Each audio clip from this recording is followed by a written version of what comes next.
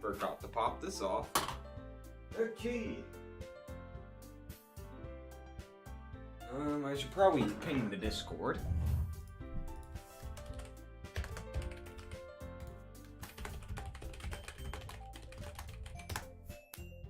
Okay, before we do anything, I need to fill up my water bottle.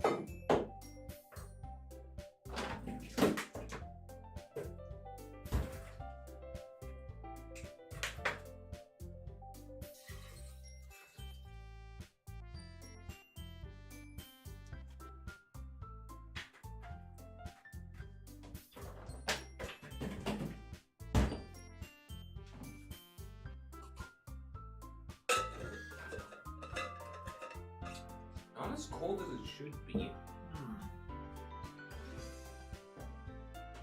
I leave the mini fridge open a bit?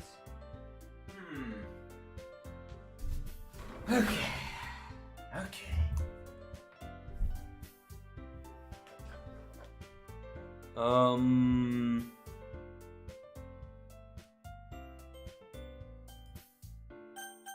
Alright,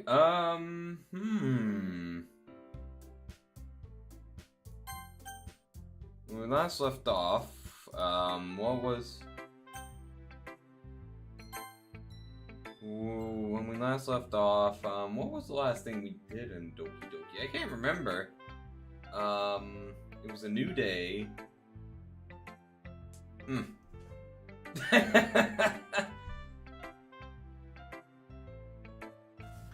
Alright, let's get back to narrating. Not bad, right? It's quite a bit longer than yesterday's. Oh yes, it was the poems. That's right. We went through Natsuki's poem first. Yesterday's was way too short. I was just warming up. I hope you didn't think that was the best I could do.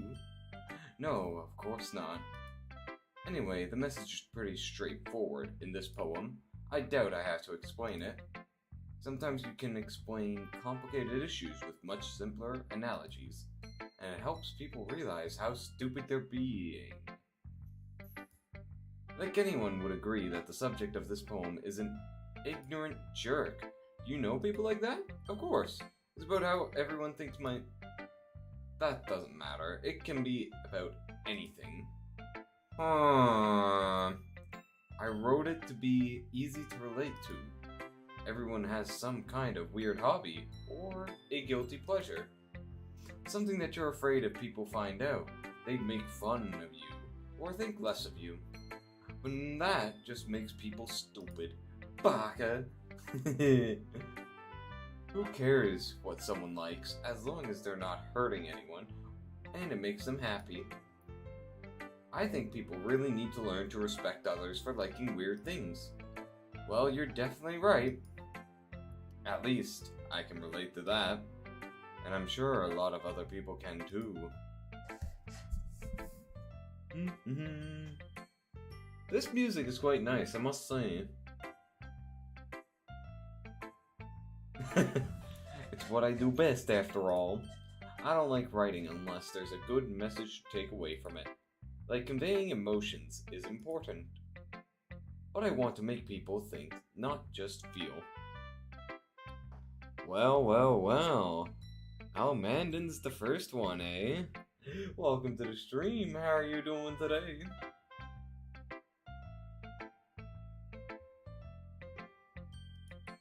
Remember that. I'm gonna write a good one for tomorrow too, so look forward to it. Alright, next is Monica. I'm doing alright. Body's a bit stiff from yesterday, which is to be expected. I never did my cardio today because I had to walk and go pick up a few things, and I did like an hour walking around with a heavy load, so I'll probably go to the gym around like 8 o'clock after I end stream. What happened to the other room? Wesley, we are currently in university now. I think you're referring to the other room that I was in like about 2 weeks ago. Basically, I'm in university now.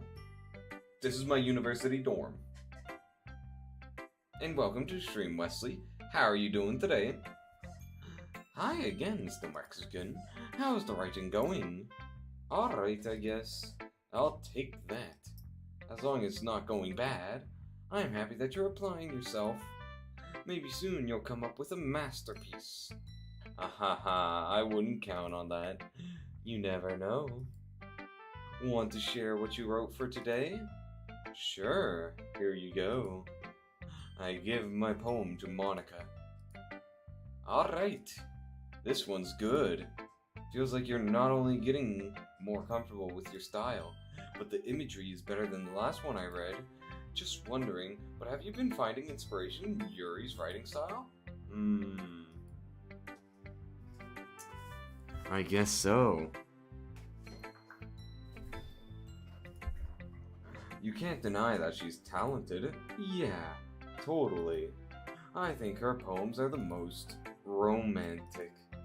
That's the best way to describe it. She's like a totally different person when she picks up a pen. I noticed that too. Or when she's talking about literature, it's like a light turns on inside her. Sadly, it's hard to get much personal conversation out of her. Trust me, I've tried. Who knows what goes on in that head of hers? I hope you don't mean that in a bad way. No, of course not. I just meant that I wish that she didn't keep so much to herself.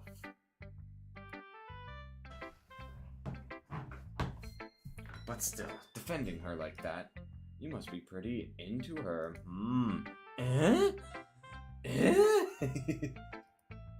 You completely misunderstood. Calm down, I'm kidding. Besides, I'm pretty sure she's already got a boyfriend. Nani? Nani? Well then. Wait, really? Yeah. Well then, that caught me by surprise. Yeah, a fictional one anyway. Monica kind of whispers that last part to me. It's just a hunch, but... well, there's not really anything wrong with that. Oh, well, I know. I was just saying. But anyway, you want to read my poem now? I like the way this one turned out, so I hope you do too. Alright, let's take a look. Save me. The colors, they won't stop. Bright, beautiful colors. Flashing, expanding, piercing. Red, green, blue. An endless cacophony of meaningless noise. The noise, it won't stop. Violent, grating waveforms. Squeaking, screeching, piercing. Sine, cosine, tangent. Like playing a chalkboard on a turntable. Like playing a vinyl on a pizza crust. An endless poem of meaningless. Load me. Huh?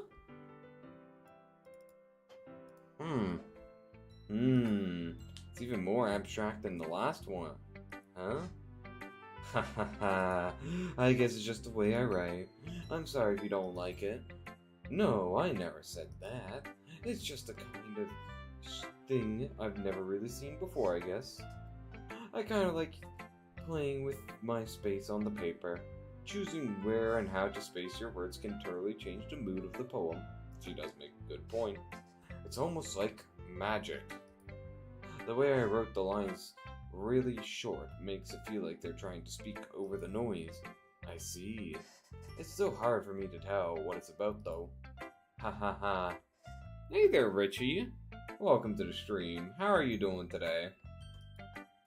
Sometimes asking what a poem is isn't about asking the right question.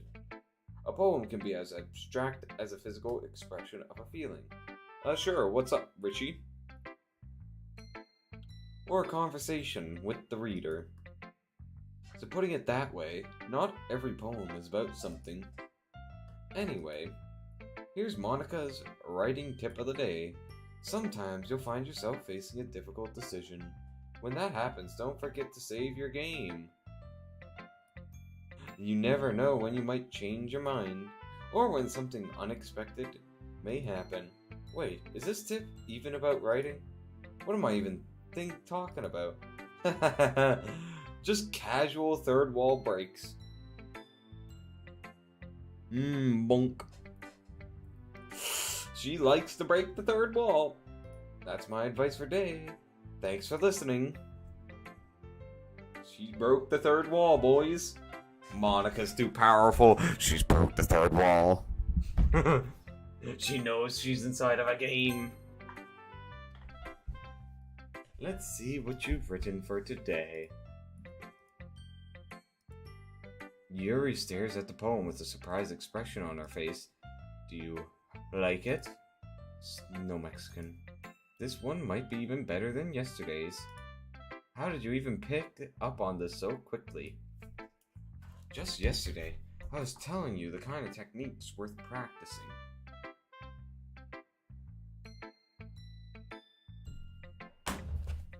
Oh, did you now, Richie?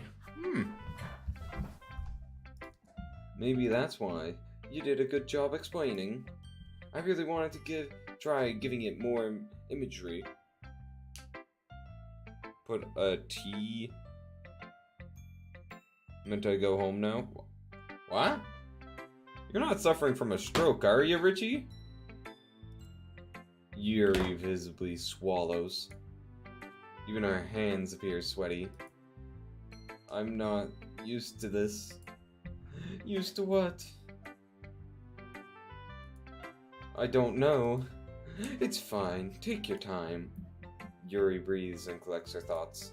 I know that Yuri likes to think before she speaks, so I offer that patience to her. Yeah, just being appreciated like this, I guess. It probably sounds really stupid, but seeing someone motivated by my writing, it just makes me really happy. Are you saying you've never shared your writing before? Yuri nods. Really? I don't believe it. I really only write for myself. And besides, people would just laugh at me. Do you really think that? Again, Yuri nods. Huh. Even your close friends? Yuri doesn't respond to that. I wonder why. Anyway, do you want to share the poem you wrote today? Yeah, I do. If it's with you. No, Richie, you're sitting through this with us. The raccoon. It happened in the dead of night while I was slicing bread for a guilty snack. My attention was caught by the scuttering of a raccoon outside my window. That was, I believe, the first time I noticed my strange tendencies as an unordinary human. I gave the raccoon a piece of bread, my subconscious well aware of the consequences, well aware that a raccoon that is fed will always come back for more. The enticing beauty of my cutting knife was a symptom. The bread, my hungry curiosity, the raccoon, an urge. The moon increments its phase and reflects that much more light off of my cutting knife. The very same light that glistens in the eyes of my raccoon friend. I slice the bread, fresh and soft. The raccoon becomes excited. Or perhaps I'm merely projecting my emotions onto the newly satisfied animal. The raccoon has taken to following me. You could say that we've gotten quite used to each other. The raccoon becomes hungry more and more frequently, so my bread is always handy. Every time I brandish my cutting knife, the raccoon shows me its excitement. A rush of blood, classic Pavlovian conditioning. I slice the bread, and I feed myself again. That's a bit creepy, that one. Why did it just take a very sudden turn at the very end? I was a little more daring with this one than yesterday's. I can see that. It's a lot more metaphorical. I don't know if it's my fault, but I can't begin to imagine what this poem is about. That's right. It's a bit closer to my preferred writing style. Using the poem as a canvas to express vivid imagery and conveying emotions to them. Yeah, if I take it at face value, then I can't even figure out what it's supposed to mean. Well, I think it's something that different people can relate to in their own way. I wanted to express the way it feels for me to indulge in my unusual hobbies. It's those sorts of things I'm usually forced to keep to myself, so I sometimes enjoy writing about them. Huh, that's funny. Didn't Natsuki also write something about that? Hey there, Oyun Patty Yunus. Welcome to the stream. How are you doing today? You think Yuri will come back in the chat? I think so. I think Yuri will appear in chat. I mean, she showed up to the SL stream, which was surprising. So did Sayori.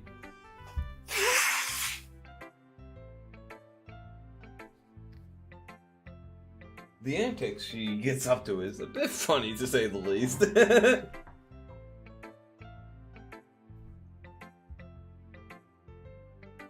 What? What? She did show up to the SL stream. Did you miss it, Richie? Oh, Sayori appeared, yeah? Natsuki didn't join, which... You should have been paying attention to the stream, Richie. About someone being ridiculed for a strange interest? She did? Yeah.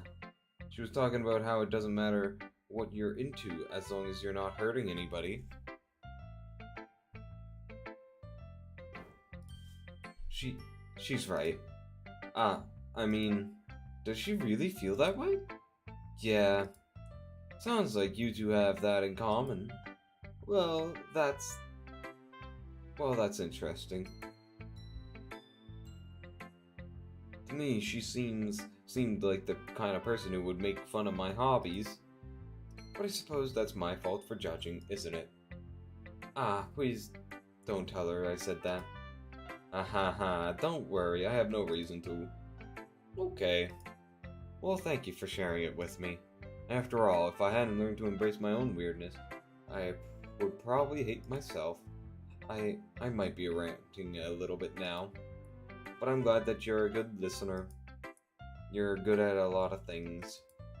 Writing, listening. There really aren't many people like you, Snow Mexican. That's exaggerating a little bit.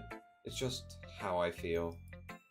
I never thought I would feel so comfortable sharing my writing. But now I almost feel like I look forward to it. It's just a really nice feeling.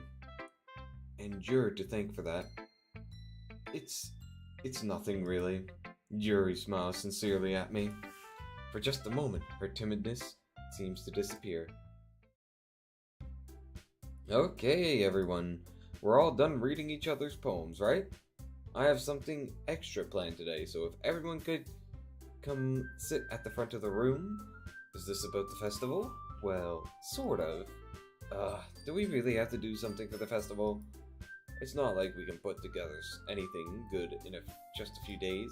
We'll just end up embarrassing ourselves instead of getting any new members. That's a concern of mine as well. I don't really do well with last-minute preparations. Don't worry so much. We're going to keep it simple, okay? We don't need much more than a few decorations. Sayori has been working on posters, and I've designed some pamphlets we can give out during the event. Okay, that's great and all, but that doesn't tell us what we're actually going to be doing for the event. Sorry. I thought you heard about it already. We're going to be performing. Performing? Monica? Yeah, we're going to be having a poetry performance. Each of us are going to choose a poem to recite during the event. The cool part is, we're also going to let anyone else come up and recite poems too. Sayori's putting it all on all the posters in case anyone wants to prepare ahead of time. I would not trust Sayori to do this. Oh dear lord.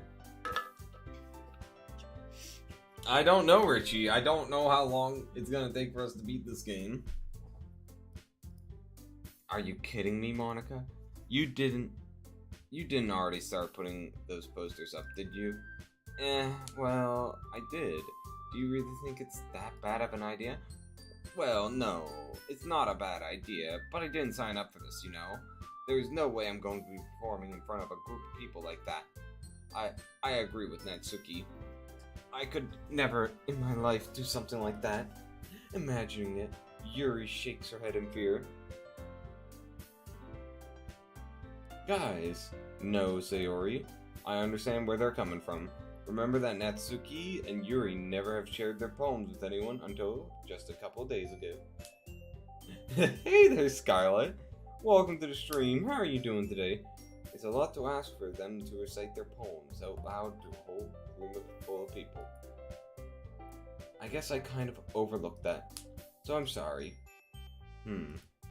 But I still think we should give it our best. We're the only ones responsible for the fate of this club.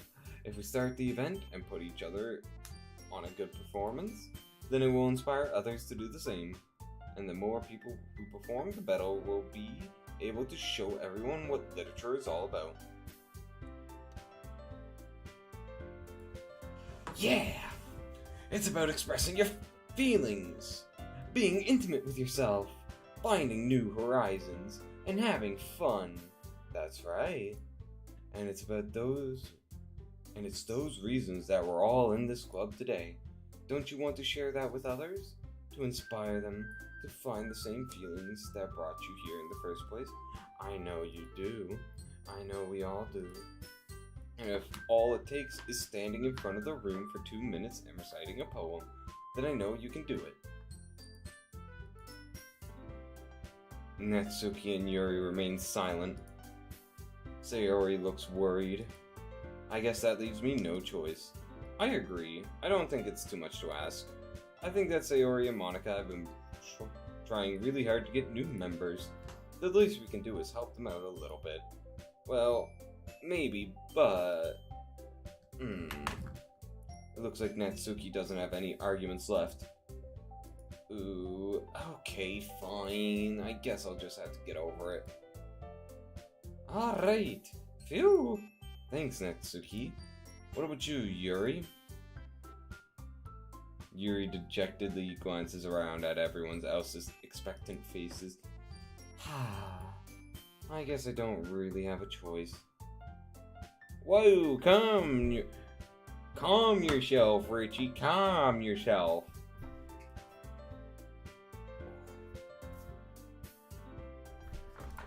Aha, haha. That's everyone. You're the best, Yuri. This club is seriously going to be the death of me. Oh gosh. You'll be fine, Yuri. But anyway, let's move on to the main event. I want each of you to choose a poem of yours. We're going to practice reciting them in front of each other. No way. Monica? This is too sudden. Well, if you can't recite your poem in front of the club, how do you expect to do it in front of strangers? Oh no. Don't worry. I'll start off to help everyone feel a little more comfortable. Can I go next? Of course. Now let's see. Monica flips through her notebook to the specific poem she has in mind for herself. She then stands behind the podium. The title of this poem is The Way They Fly. Monica begins reciting her poem. Her clear, confident voice fills the room. More than that, her inflection is pristine. Oh, pardon me. So, how are you doing today, Scarlet? I hope you're doing well. She knows exactly how to apply emotion behind each line she recites, bringing the words to life. Is this something she's done before, or is she simply a natural? Oh my god, why am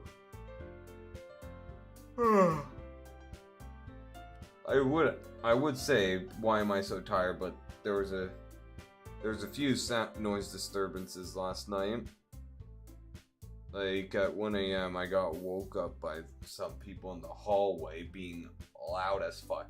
1 a.m., group of people just horsing around, doing whatever the fuck they were out in the hallway.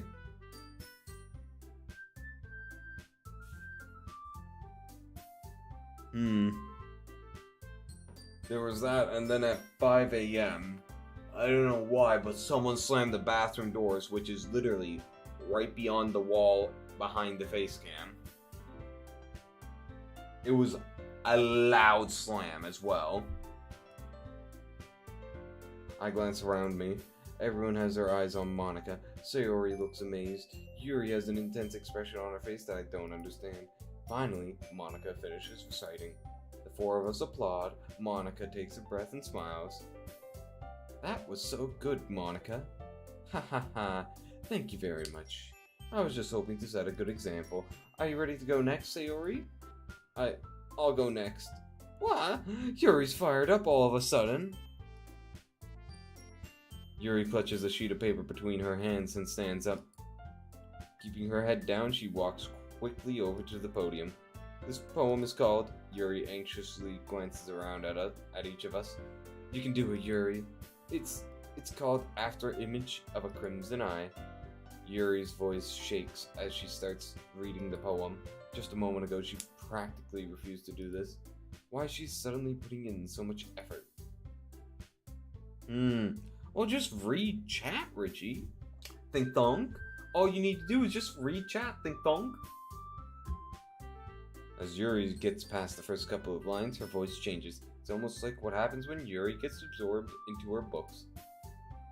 Her quivering words transform into the sharp syllables of a fierce and confident woman. The poem is full of twists and turns in its structure that she enunciates with perfect timing. Oh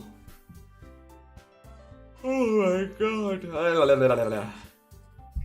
This must be a rare glimpse into the whirling fire Yuri keeps concealed inside her head. Suddenly, she's finished. Everyone is stunned. Yuri snaps back into reality and glances around her as if she's bewildered even herself. It's up to me to save the situation. I'm the first to start applauding. Everyone joins me afterwards, and we give Yuri the recognition she deserves. It's not that we didn't want to applaud for her, but we were so caught off guard that we must have forgotten. As we applaud, Yuri hurls the poem to her chest and rushes back into her seat. Yuri, that was really good. Thank you for sharing. Yuri looks like Yuri is down for the count. Okay, I guess I'm next then. Sayori hops out of her chair and cheerfully walks to the podium. This one's called My Meadow. Ah ha ha. Sorry, I giggled. Sayori, it's a lot harder than I thought. How did you guys do it so easily? Try not to think of it like you're reciting to other people. Imagine you're reciting it to yourself, like in front of a mirror or in your own head. It's your poem, so it'll come out the best that way. Oh, but Jesus, man.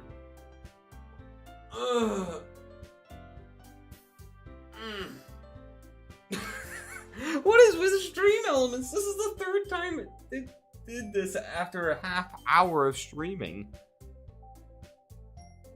Like what? What? Very useful stream elements.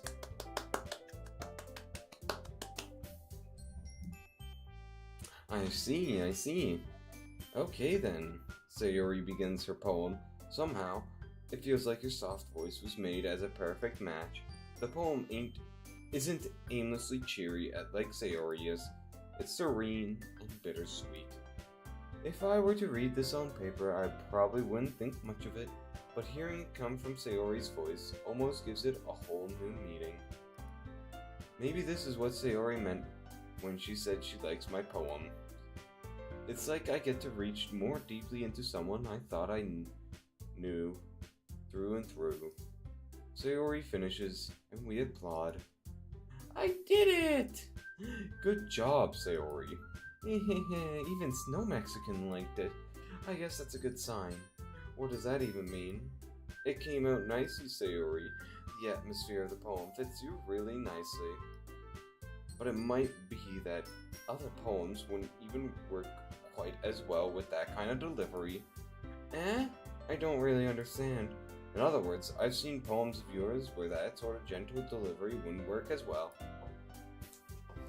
One moment.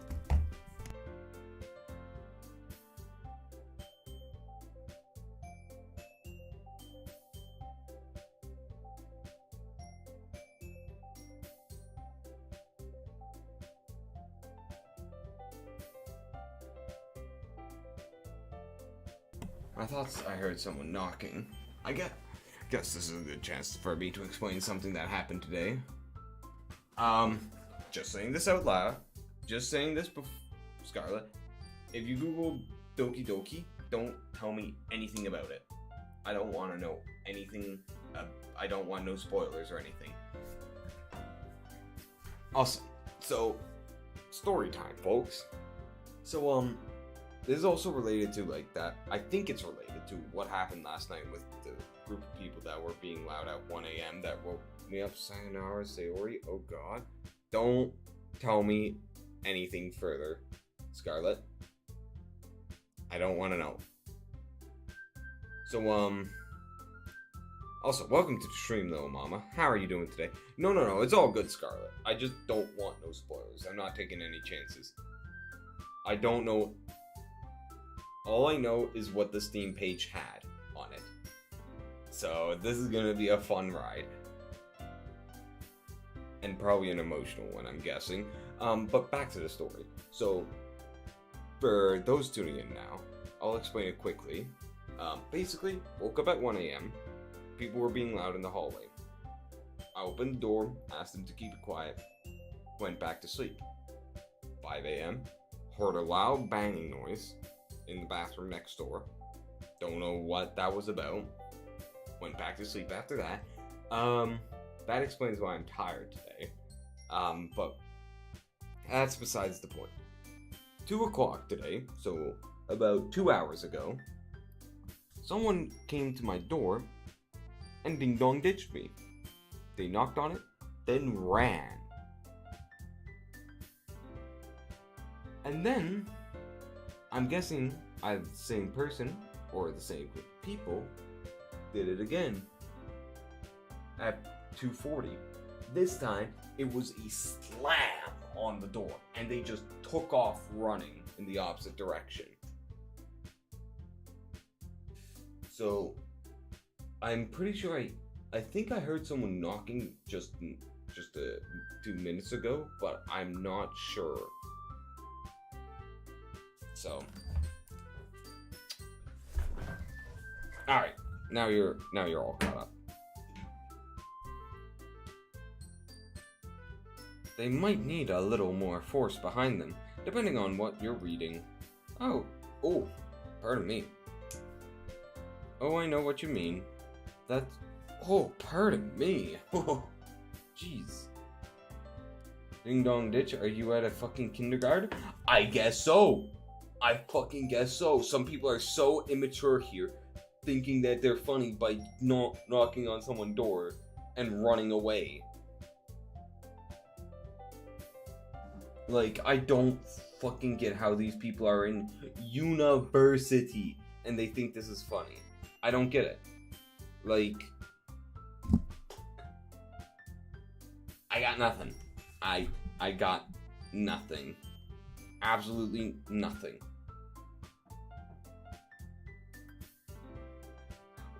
Well, I've been practicing that kind of thing.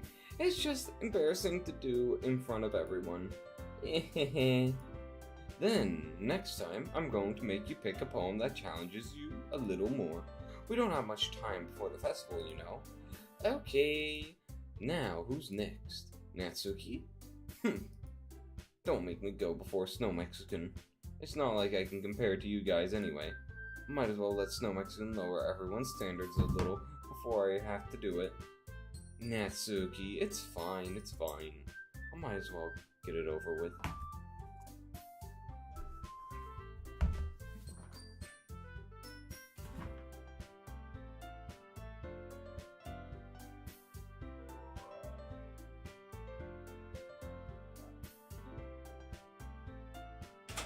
Hey, you wanna keep doing that, buddy? Like, seriously. Like, what are you, fucking children?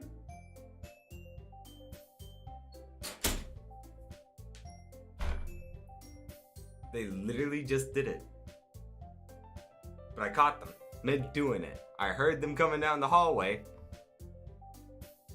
Okay, guys, I'm gonna need 5-10 minutes to go speak with the RA. I already mentioned it to the RA, but I'm going to talk with him again. So, I'll be back 5-10 minutes. Can't fucking believe I have to do this in university. Like, what the fuck? What the fuck?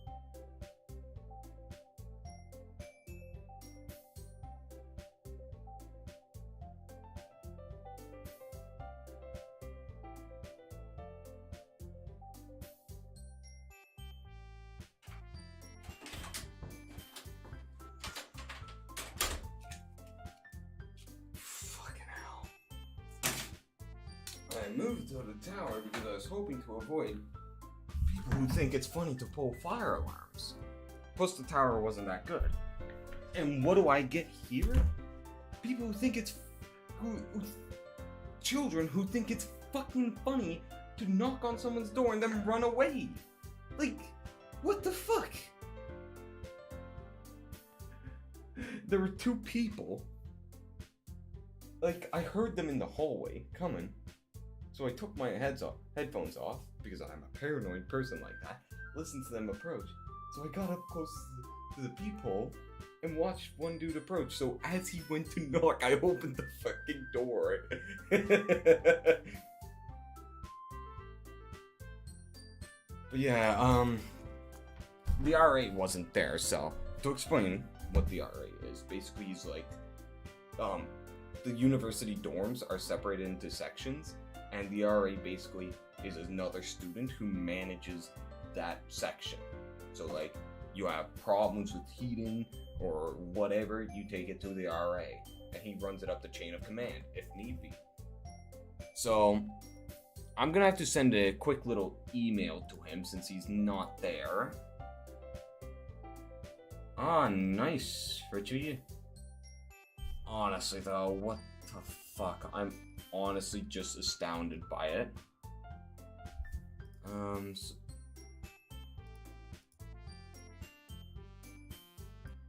That's his email.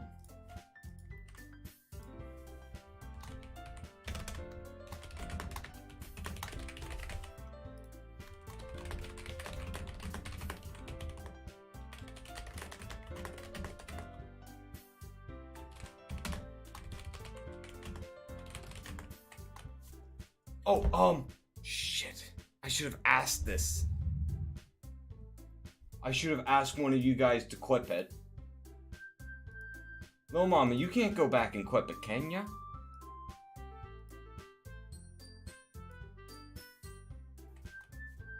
Oh, hey there, Derpy Stone. Welcome to the stream. How are you doing today?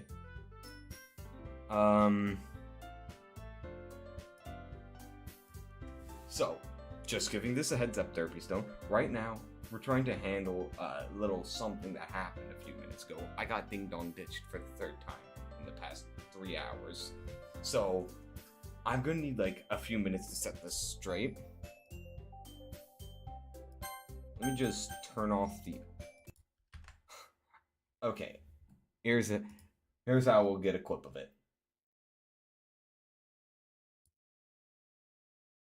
Um...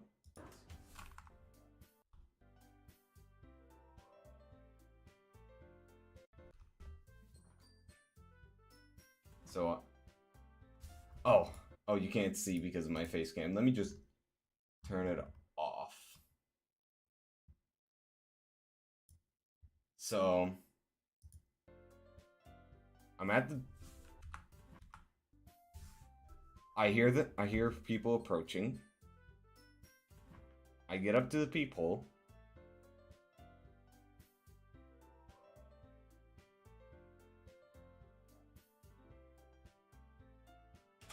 Hey, you wanna keep doing that, buddy? Like, seriously. Like, what are you, fucking children?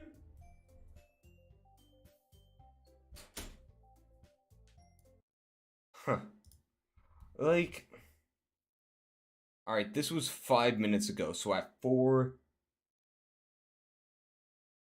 So, 5 basically... Yeah, 5 minutes ago. This is gonna be very important because there are cameras. Just realized I still have display capture on.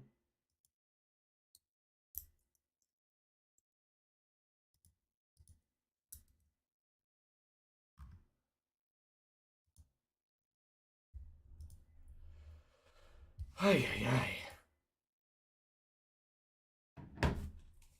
Honestly, I don't fucking know why people think it's funny. So this would have been at, like, basically...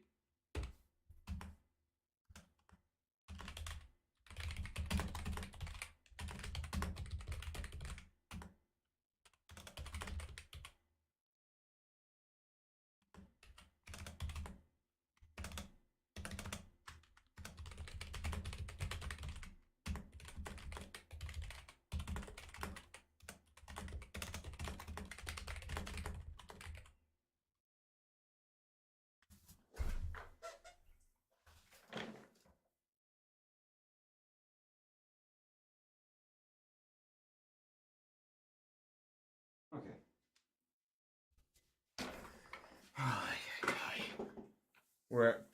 If this keeps going on, we're gonna have to get safety and security involved on this, I reckon. Because I don't want to be dealing with this like 3-4 times a day.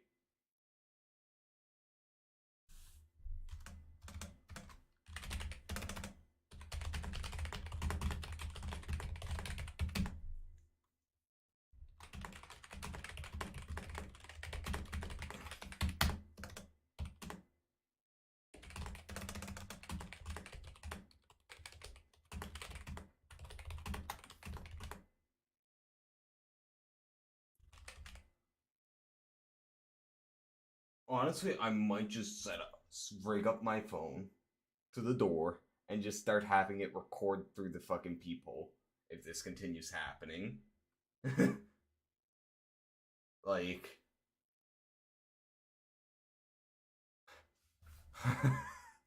Honestly.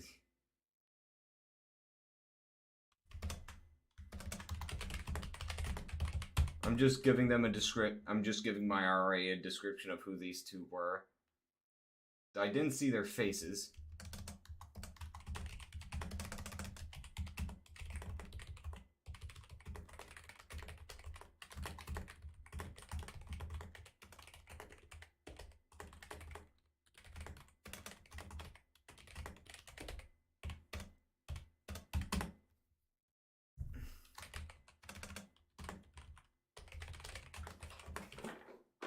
Let me just... Okay.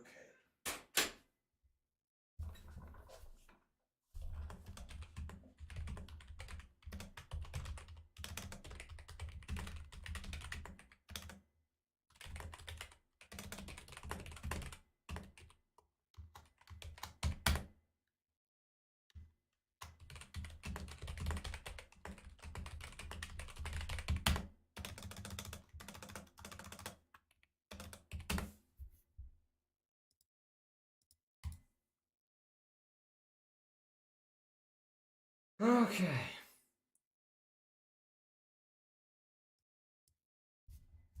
Alright, that's sent.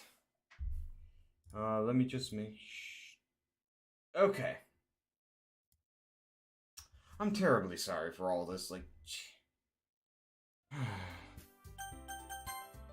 Like, I just want to stream in peace. I just want to be in my room in peace.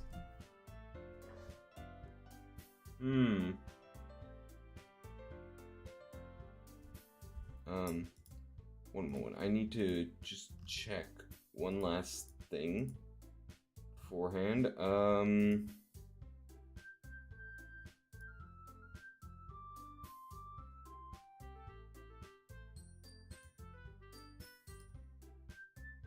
Just need a moment.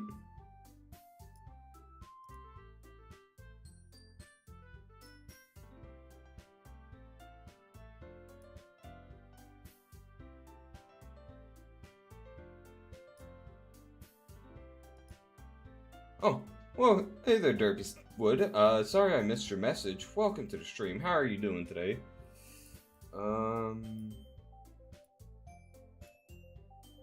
Okay. Sorry about that. Fuck, I'm all mixed up now that after that fucking ding dong ditch. I was hoping it wouldn't happen during stream. I actually can't believe that happened on stream. You see why I'm a paranoid person? Like, why I'm constantly just listening for people in the hallway? Like, this is why. This is the shit. I'm doing alright. I'm ticked off now, because since you just joined, I'll explain. We just had someone do a ding-dong ditch to me in a university dorm. With people who are supposed to be fucking adults. They ding-dong ditched me. And this wasn't the first time. This was the third time today. Honestly.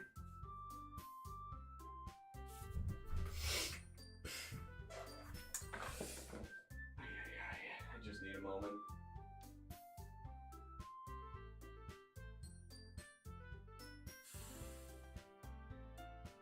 I have a feeling tonight's gonna be hell. I've got that feeling that tonight's not gonna be a fun night. I have a feeling they're gonna fuck with me throughout the night.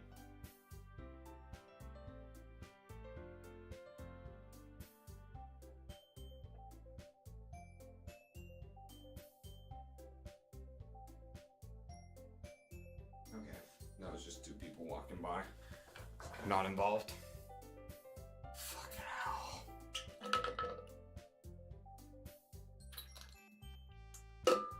Like, I thought this place would have standards. It's one of the more expensive places on campus grounds. Turns out, some people don't have fucking standards. Sounds like a king.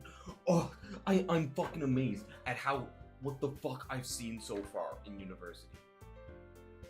It honestly is baffling. In Crowell Tower, I'm not joking, right? There's multiple places on university campus. I'm currently in Chase Court. There was another building called Crowell Tower.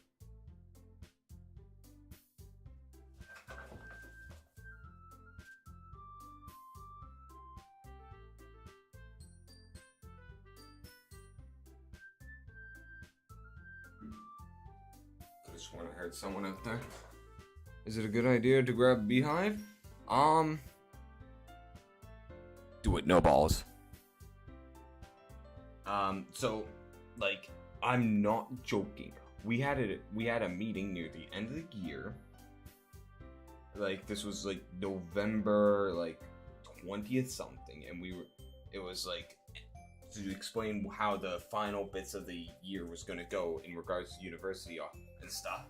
And so it was normal stuff. Like, the RA wanted to know, like, when we're going to be leaving, like, if we're going to be staying over a holiday break, or if we're leaving, like, that sort of stuff. And then it got to one point. And I'm not fucking joking. She asked us, with a calm face, please, Do not shit in the trash cans in the bathroom. She literally told us that because it turns out someone on the other floor has shat in the garbage can in the bathroom. Not once, not twice, 3 times ain't enough, not 4 times, they did it 5 times. 5! Like, what the fuck? And that's the worst of grievance. However, in Crowell Tower as well, we had 7 fire alarm polls in the first 2 months. So much so that the university had to put out an entire campus-wide email to every fucking resident that the warnings against pulling the fire alarm when there wasn't a fire, and that they were putting dye into all of the fire alarms. So if people pulled it, they would get caught. Probably as a warning. They probably didn't do anything because that would have been a lot of fucking fire alarms to adjust. But a good warning is more than enough.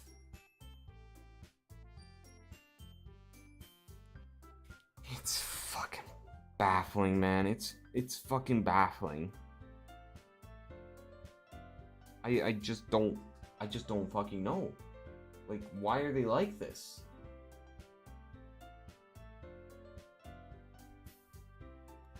And the worst part is, these students, I can already tell that they're domestic students. They're from Canada. Probably not from other provinces. Probably from 9... I read that, Richie, and it adjusted what I was gonna say. They're probably from Nova Scotia. Because you see, there are some standards some people won't cross. A lot of international students aren't even willing to risk doing bad things. You wanna know why? Because if they do something so bad that they lose tuition, if they get kicked out of university, they get 30 days. If they don't get accepted into a new university, they get deported. So all the money they've spent, they probably lose out on their tuition, like no refund. They have to buy another ticket back home. They have to maintain themselves until they can go decide what to do. And they gotta ship their things back. Like, that's a lot of money that they're not willing to risk. So it's highly likely that these people are fucking domestic students. They're Nova Scotians.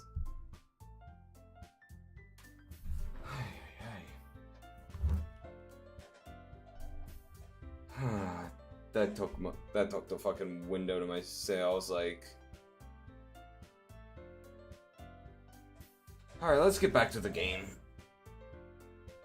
Okay, I might as well get it over with. But it's not like I have much of a selection of what to read.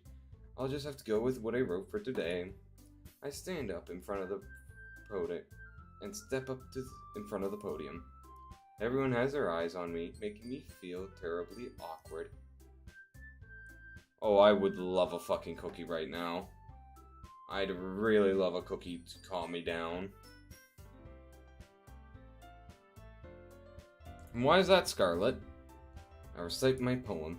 Since I'm not exactly confident in my own writing, it's hard to put energy into it. Despite that, once I finish, I receive applause anyway. Sorry, I'm not really as good as everyone else.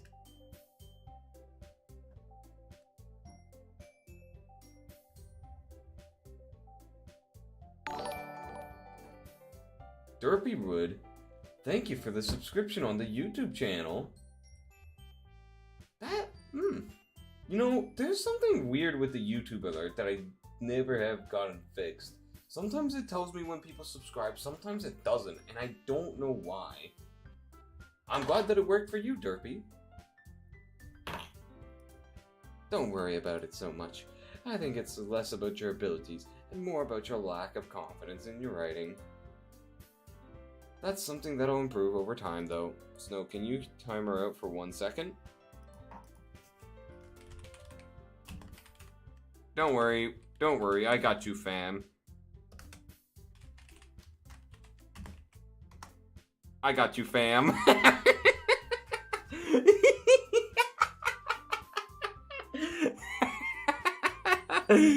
Oh, don't worry, Richie.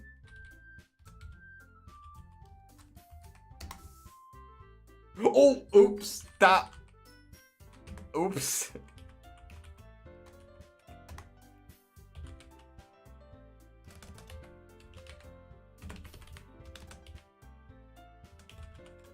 I did it 600 seconds. Because that's the default time when you don't specify. No mama. 015. There we go.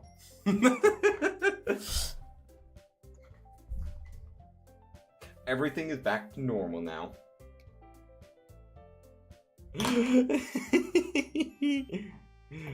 Lil Mama has 7 timeouts.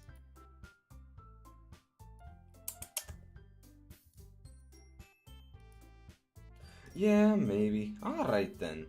That just leaves you, Natsuki. By the way, Snow, there are 2 Derpies. Derpy Stone, that's me, and Derpy Wood, my uncle.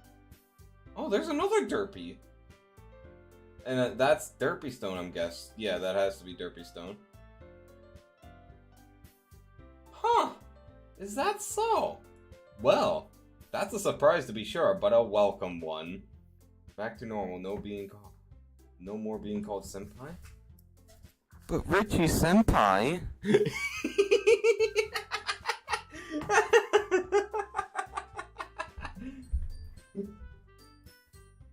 Yeah, I'm going. Natsuki begrudgingly gets out of her seat and makes her way to the podium.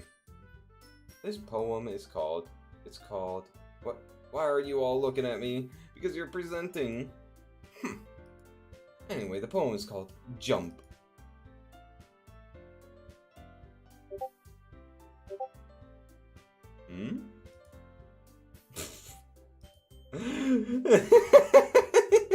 Richie, come back here!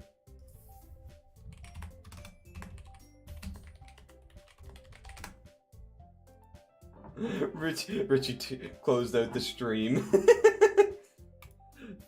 Once she starts reciting the poem, her sour attitude disappears a little. While she's still a little unenthused, her poem has a rhythm and rhyme to it. It's Natsuki's trademark style, and it works surprisingly well when spoken aloud. The words feel like they bounce up and down as if giving life to the poem. Natsuki finishes and everyone applauds. She huffs back to her seat. That wasn't so bad, was it? Easy. Oh, pardon me. Easy for you to say. You'd better not make me do that again. Ah, well. Do you at least feel prepared enough to recite a poem in front of other people? I mean, doing it in front of other people will be way easier. I can put on whatever face I want for other people. But when it's just my friends, it's just embarrassing. That's a surprise, Natsuki. I think it would be the other way around for me. Well, that's just how it is, so... Well, I guess in that case, you won't have much to worry about for the festival. That said, I want to thank everyone for coming through. It might be hard, but I hope you all have an idea of what it's like now. Make sure you pick a poem and get enough practice before the festival, okay? I'll be making pamphlets, so let me know ahead of time what you'll be reciting. Jeez, I should probably find some other poem to recite instead. That's fine too. It doesn't have to be your own. I'm already pleasantly surprised that you're putting in all this effort for the club. Makes me really happy. Yeah, no problem. Okay, everyone. I think that's about it for today. I know the festival is coming up, but let's try to write poems for tomorrow as well. It's been working out really nicely so far, so I'd like to continue that. Oh, pardon me. Oh, I think I need to do a full body stretch. This won't take too long. Oh. Alright.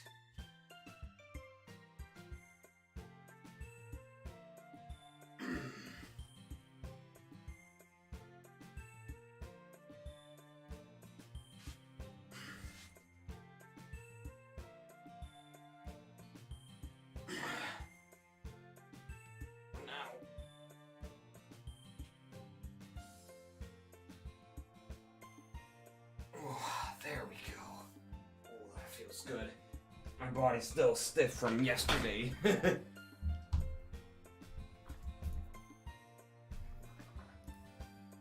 Monday's the big day. I can't wait. I can do this. I can do this. Alright. I stand up. There's no way I'll be able to find the same enthusiasm as Sayori and Monica, but I'll do my best to get through it. If it's for the sake of the club, and impressing Monica, then I'll have to do my best. Ready to go, Sayori? Yep! Look at you two, always going home together like that. It's kind of adorable, isn't it? Hehehe. Jeez, guys. Don't make such a big deal out of it. Must be a little nice, though. Well, how am I supposed to respond to that? Yuri wants in on it. Ho ho. It's okay, Still Mexican. You don't have to say it. Whatever. Let's go already. I walk home with Sayori once more, even though it's only been a few days. A lot of things have already changed. But today, Sayori is being a little quieter than usual on the way home. Hey, Sayori. Sorry, I was spacing out. No wonder. I was thinking about something from earlier. I like how we get to... I mean, Sayori fumbles with her words. So let's just say that one day Yuri asked to walk home with you. Oh, hydrate! Richie has returned! Let's go! Richie has returned!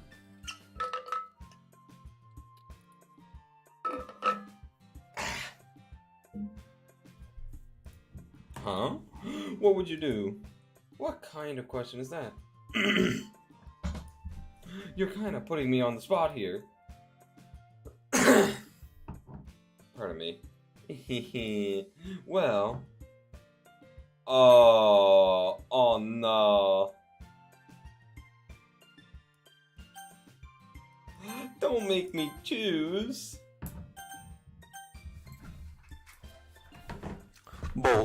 Both is good. But I think I'm gonna have to say this. We simping for Yuri. Walking home with Yuri, huh? Why does the thought of that make my heart pound? I mean, given how hard it is for me to socialize, I would feel awful turning her down, so isn't she so beautiful and smart? That has nothing to do with what I just said. Oh. Huh. I thought Sayori was gonna take it really poorly, like be very disappointed. That's a surprise. Ha ha ha, you admitted it. Jeez, there's not even any point in speculating something that's never going to happen. Well, maybe I just like to think about it. It's not long before you don't need me anymore, you know? Need you? Sayori, I can't figure out how you're seeing things in your head right now. Sorry. Everyone is different. Nobody in the club is a replacement for you. If you say so. The conversation trails off and I'm left feeling awkward. But it's kind of her fault for trapping me with such a weird question. I can't just lie to her, but if there's something that makes her happy, I would hate to take that away from her. That's why I said there's no point in speculating. Then again, the festival is only a few days away. Who knows what will happen in that time?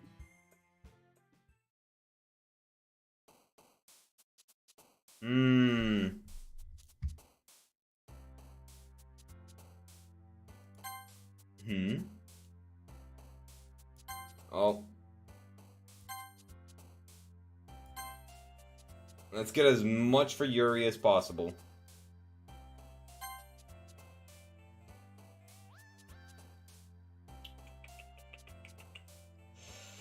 Also, Konichi, what's up, bro? Oh my lord. I feel like that's for Sayori. Giggle, mouse, rose, nature. Oh, that's Sayori's. Okay. Existence. Precious, variance. Incongruent. Oh. Entropy. Marriage journey. Journey feels like something that she would like. Or vivacious? Yes. Horror. Marshmallow contamination. Climax tragedy. Oh, that was hers. Okay, I have to give one for at least her. Rainbow? No.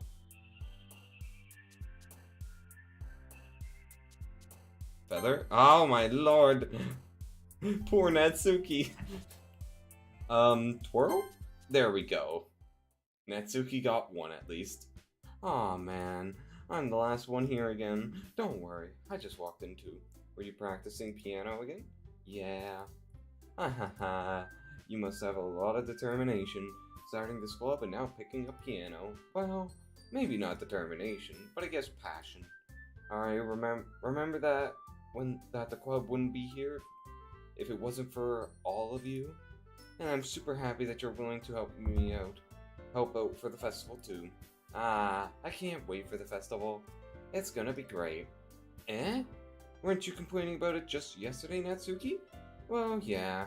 I'm not talking about our part of the festival, but it's a whole day of school where we get to play and eat all kinds of delicious food. You sound a bit like Sayori all of a sudden. Monica, do you usually have fried squid? Squid? That's a pretty specific thing to look forward to. Oh, come on.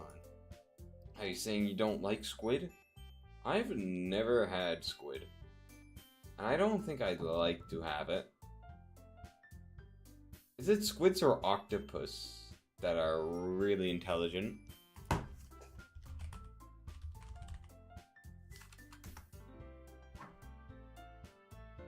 Okay, no, octopuses are more intelligent.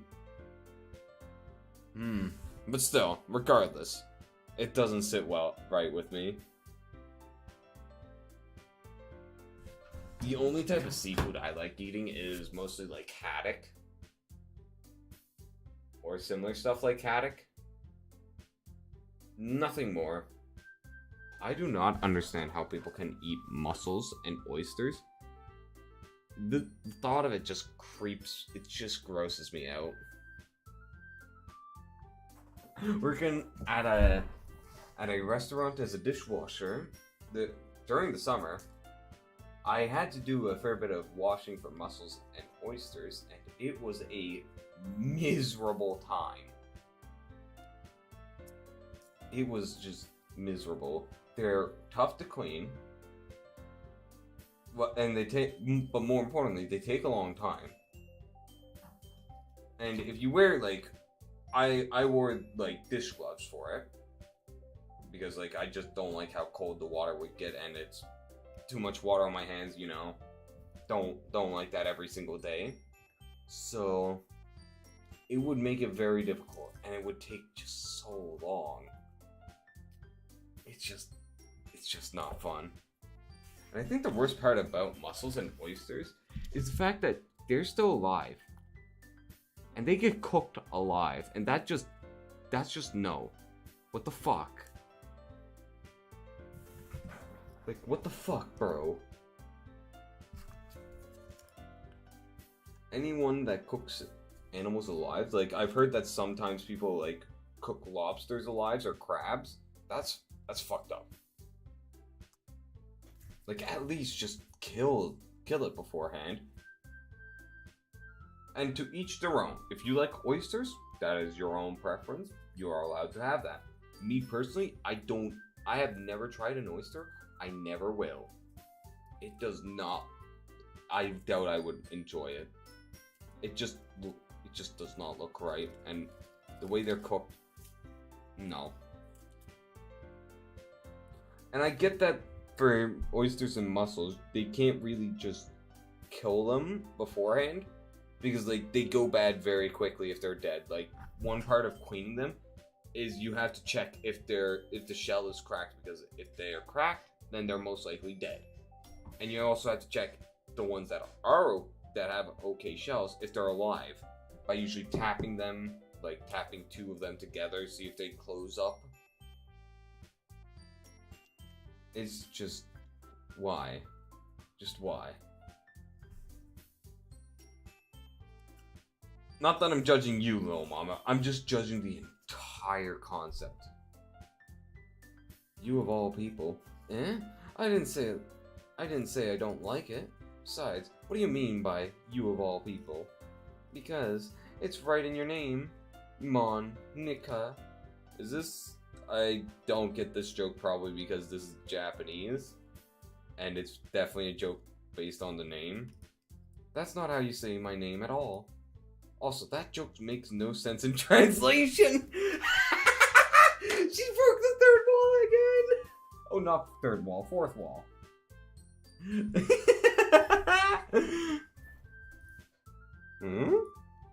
Never mind.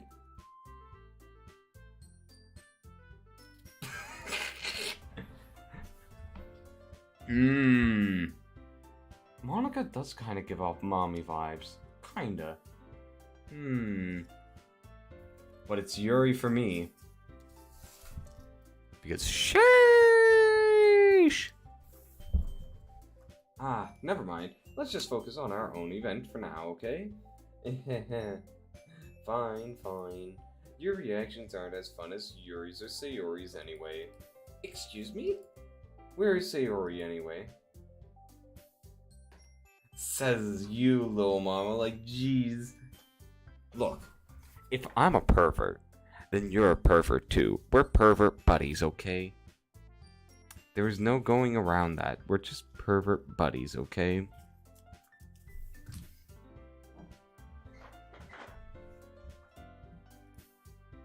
Sayori is sitting at a desk in the corner of the room, looking down at doing nothing. I walk over to her. Hey, Sayori. I wave my hand in front of her face. Eh? You're spacing out again. Sorry. Don't mind me. The boys! We got the boys here! You can go talk to everyone else. Huh? Is everything alright? Of course. Why wouldn't it be? It just feels like you're a little off. Sorry for assuming things. Jeez, you worry too much about me. I'm fine, see? Sayori shows a big smile. Don't let me distract you from having fun with everyone. Well, alright. If you say so. I worriedly, Jesus Christ, glance at Sayori before turning back toward everyone else. I don't think Sayori liked the fact that I'm leaning towards Yuri. This bad woman is shimping. We've got a shimp! Shimp alert, boys! Shrimp alert! But the conversation has already dispersed, with everyone back at their usual activities. Maybe I should ask Monica if she's noticed anything about Sayori recently. Since they've been preparing for the festival, they must be spending a lot of time together. I timidly approached Monica, who's shuffling through some papers at her desk. Snow Mexican, what's up?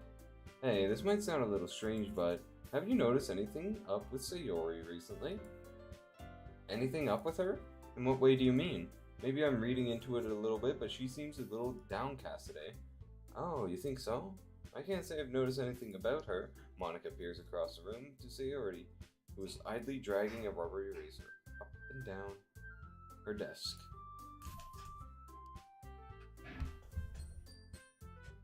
Okay. Maybe there is something on her mind, but I'm surprised I'm not the one asking you, Snow Mexican. You certainly know her a lot better than I do. Yeah, but she's never really like this. She's always talked to me about things that bothered her. But this time, when I asked her, she was really dismissive. Sorry, I know it's not your problem. I just wanted to ask you if you knew anything, so I'll drop it now. No, it's important to me too. Do you know? You'd think that she'd hear us having this conversation in the same classroom. I mean, I'm also friends with her, and I also care about the well-being of my club members, you know? Maybe I'll try talking to her myself. Eh? Are you really sure about that? She seemed like she really wanted to be left alone. Are you sure? Maybe she just has a hard time bringing it up with the person of interest. Person of interest? What do you mean by that? I'm saying that maybe the thing on her mind is you, Snow Mexican. Me? How on earth would you come to that conclusion? Well, I probably shouldn't say too much, but Sayori talks about you more than anything else, you know? Eh? She's been so much happier ever since you joined the club. It's like an extra light was turned on inside of her. What? No way. Sayori is always like that. She's always been full of sunshine. It's not any different now than it always has been. Hehe, you're so funny, Snow Mexican. Have you thought that maybe you've always seen her as so cheerful? Because that's just how she is when she's around you? I said too much. I'm sorry, what do I know anyway? I didn't mean to jump to conclusions, so you should just forget what I said. Tried to talk to her, so try not to think about it for now. Alright. Monica smiles meaningfully. I know she said to forget about it, but I already know that I won't be able to get her words out of my head. Monica stands up to her desk and walks across the room to where Sayori is sitting. Oh, pardon me. I watch her kneel down next to Sayori and gently talk to her, but she's keeping her voice so quiet that I can't hear her from here. I sigh and sit myself down. I know Sayori told me not to worry about her and to have fun with everyone else, but that's impossible to do when she's behaving like this. Exactly how much do I care about her that I'm letting this weigh me down so much? Now it feels like I'm the one behaving out of the ordinary. But there's nothing I can do besides wait for Monica. Why does it feel like I'm being watched? I glance around the room. Suddenly I notice Yuri peering at me from over her book. But she looks away just as quickly with a flustered look on her face. I realize that she won't get anywhere like this. I've never really seen Yuri approach anyone to start a conversation on her own accord, so I have no choice but to approach her myself. By now, it's a little easier to do that. I stand up from my desk and sit in the one next to her own. I didn't mean to bother you or anything. Relax, you didn't do anything. But I could tell you wanted to be alone with your thoughts. Alone with my thoughts? How were you even able to tell that I was thinking like that? Well...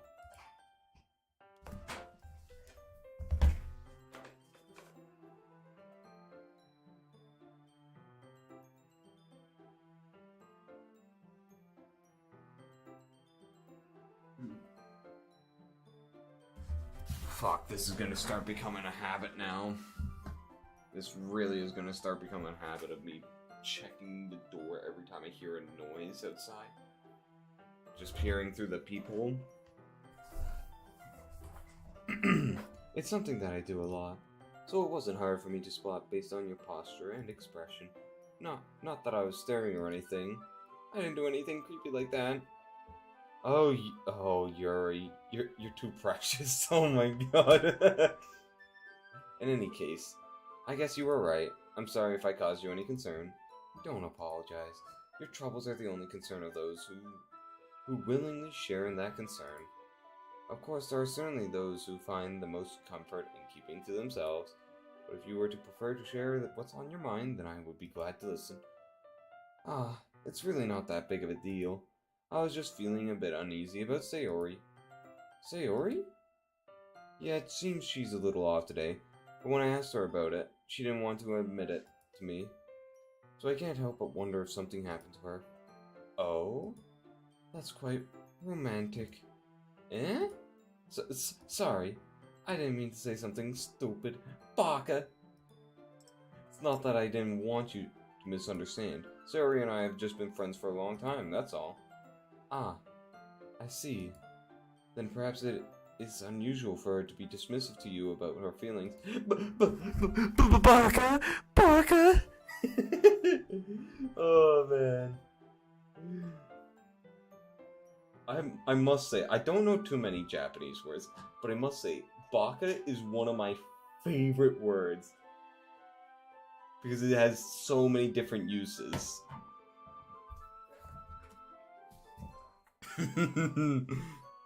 Or maybe I'm just reading into it a little too much.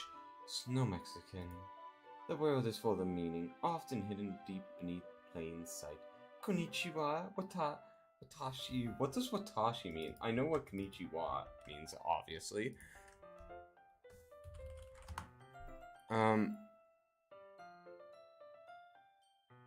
I? Watashi means I? Huh. Or me. Okay. You know, I should...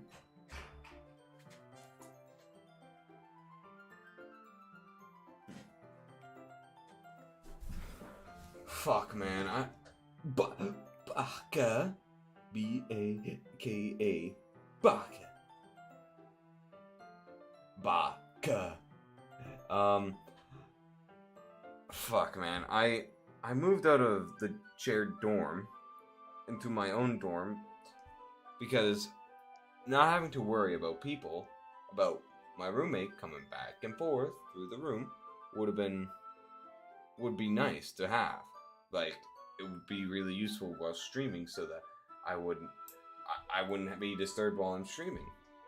But now it's quite literally worse. I'm just constantly checking the door now.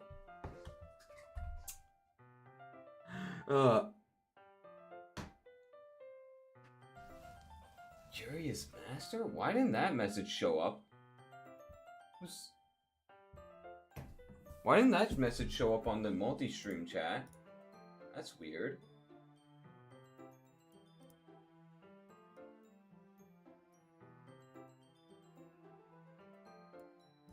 I don't know why that didn't... It's not showing... Oh my god, it's probably an issue. As long as I stay hidden, no one will say it. Also, Baka. Baka, stay away from my senpai. Just a moment. What's going on with the multi-stream chat? So to explain this, basically, I dual stream to YouTube and Twitch. I have a multi-stream chat up on Streamlabs that shows me both chats. I usually keep Twitch up on this monitor so that I can see any alerts, since that doesn't show alerts. Since the multi-stream chat doesn't show alerts. But it's a bit buggy, I guess.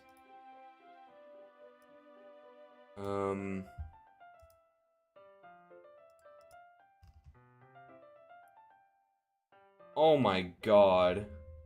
I've missed so many messages.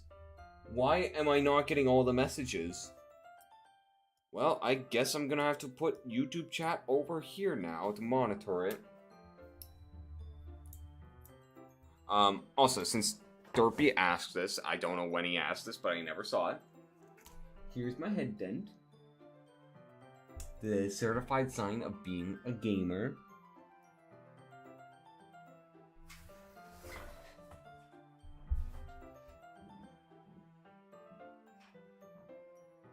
Alright, the world is full of meaning, often hidden deep beneath the plain sight.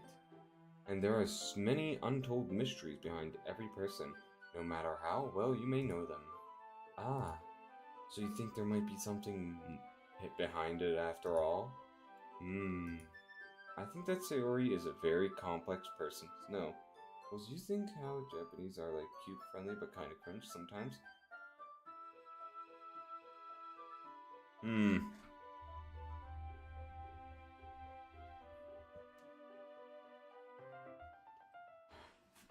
You know, I actually met a Japanese person. There's an international student here that I'm actually buddies with. He's from Japan. Pretty cool, pretty decent person, I must say. We have quite a few classes together.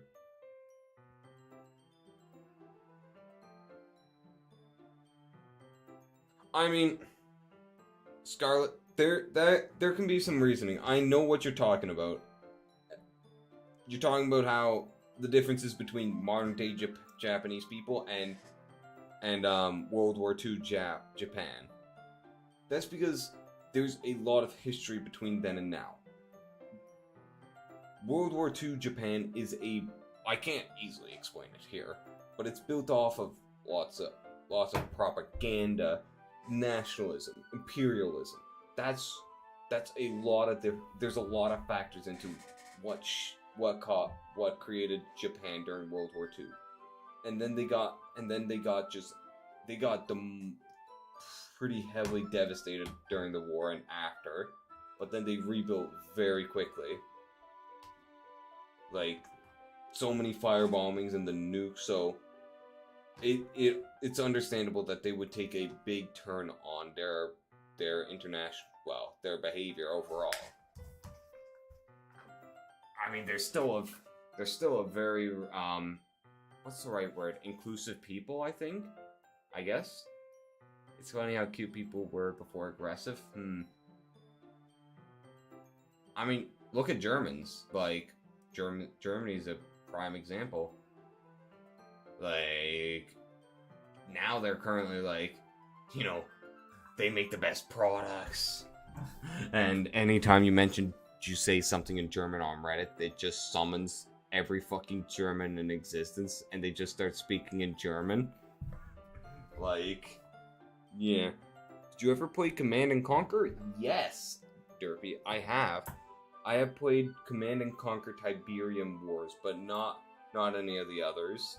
I played only the demo version, which was on Xbox 360, and it only had the first 2 missions, and I played them over and over again because it was fun. The Greeks and Persians were ruthless. You're right about that, but I mean, we weren't really talking about the Greeks or Persian. Also, welcome to the stream, Fidel. How are you doing today? I think that Sayori is a very complex person. Her mannerisms on the outside don't always match what may be going on inside her head, and she may not always know what she wants. I noticed her strange behavior too today. Today too. I'm doing alright. Bit frustrated today. Bit frustrated to say the least. And a bit hungry. You won't fucking believe what's happened today, Fidel. You won't fucking believe it. I got fucking ding-dong ditched in a university dorm. Not once, not twice, but 3 separate times. Yeah, by university students. Pretty sure.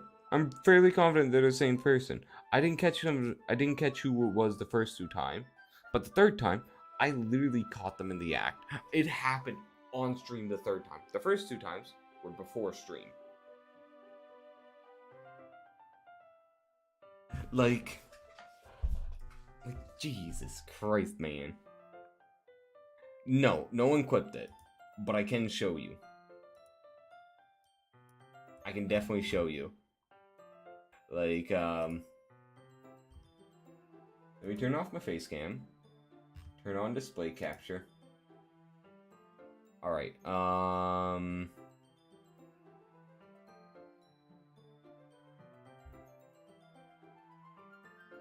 too early. Oh. No, not this. Here we go. I think this is it.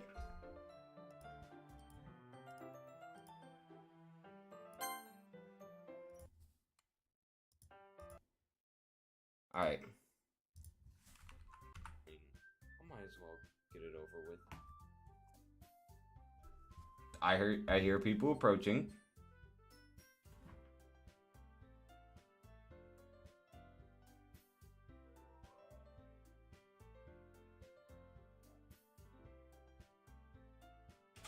Hey, you wanna keep doing that, buddy? Like, seriously. Like, what are you, fucking children?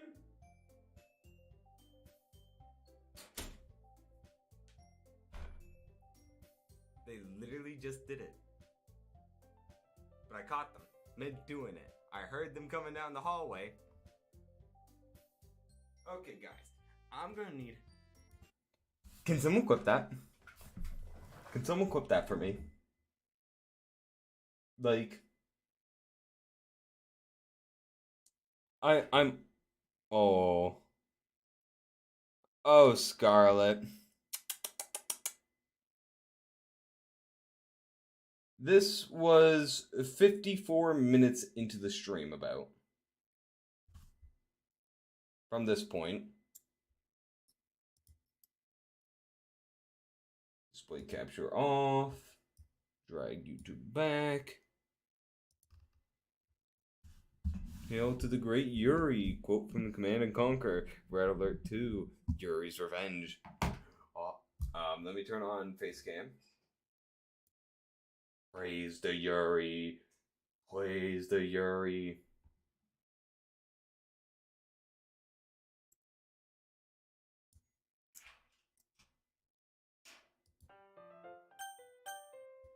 Alright. And I also feel some concern for her, but in your case, it looked like she was fully occupying your thoughts, wasn't she? Well, I guess that was the case. Sayori, she really means a lot to you, doesn't she? I guess. But you don't need to put it that way. We're just good friends, that's all. Yuri suddenly looks deeply into my eyes. Her expression is gentle and curious, as if she was searching for something. Embarrassed, I avert my gaze. Sometimes, a person's mysteries are untold even to themselves, and you, as someone honest and caring, may uncover feelings you weren't aware were in you.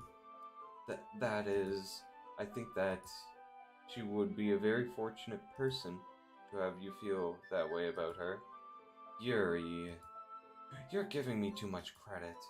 I'm a pretty simple guy, so I think I'm pretty good at understanding my own feelings. I'm not nearly as sophisticated as you. That's not a compliment, is it? It is what it is.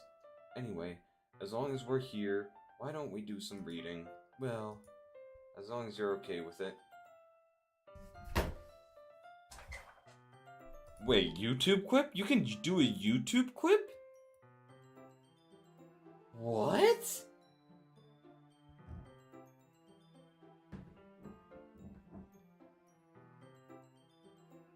Oh my god. Don't make me go before Snow Mexican. It's not like I can compare to you guys anyway.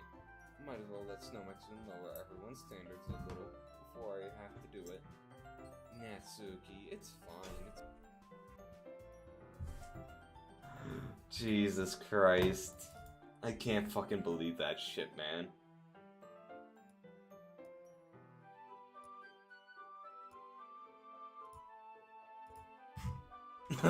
You've already tossed it there.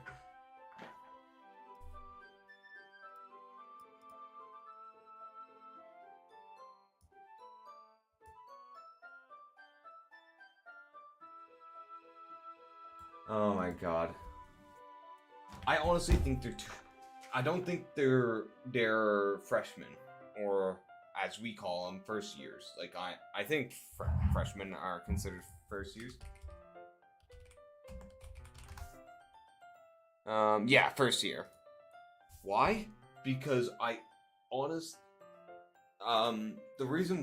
reasoning is this. They know the layout of this campus pretty well by now. And it's just a feeling, right? They're already acting like they own the place, so that's not the way a first year acts. Like, I'm pretty sure this is the same group of people that woke me up at 1 a.m. being loud as fuck. I'm fairly confident, because I think that's what triggered them to start ding-dong ditching me to piss me off.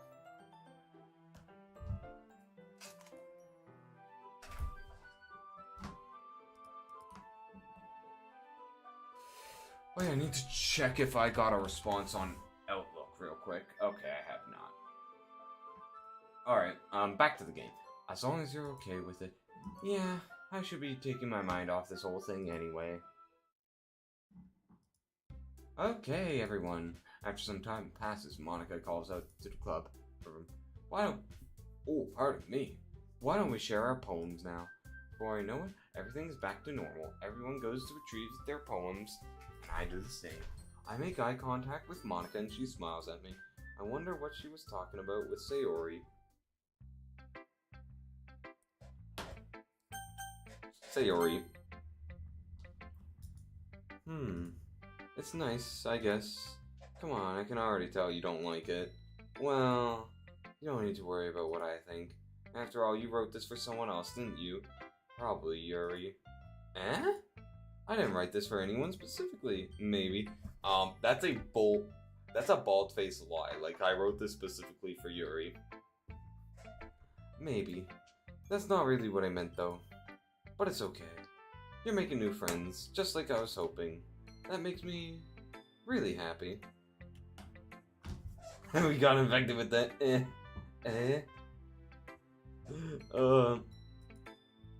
you're happy too, right?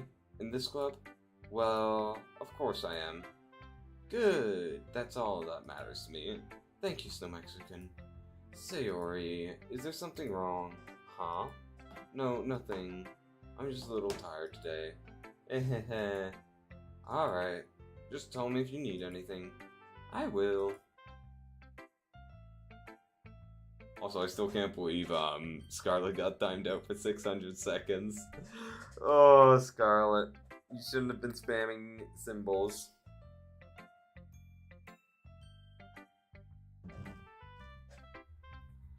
Yeah, look up. Scarlet's messages got deleted. And Nightbot, once you get timed out once and you do something that pisses off Nightbot again, it's a 10-minute timeout.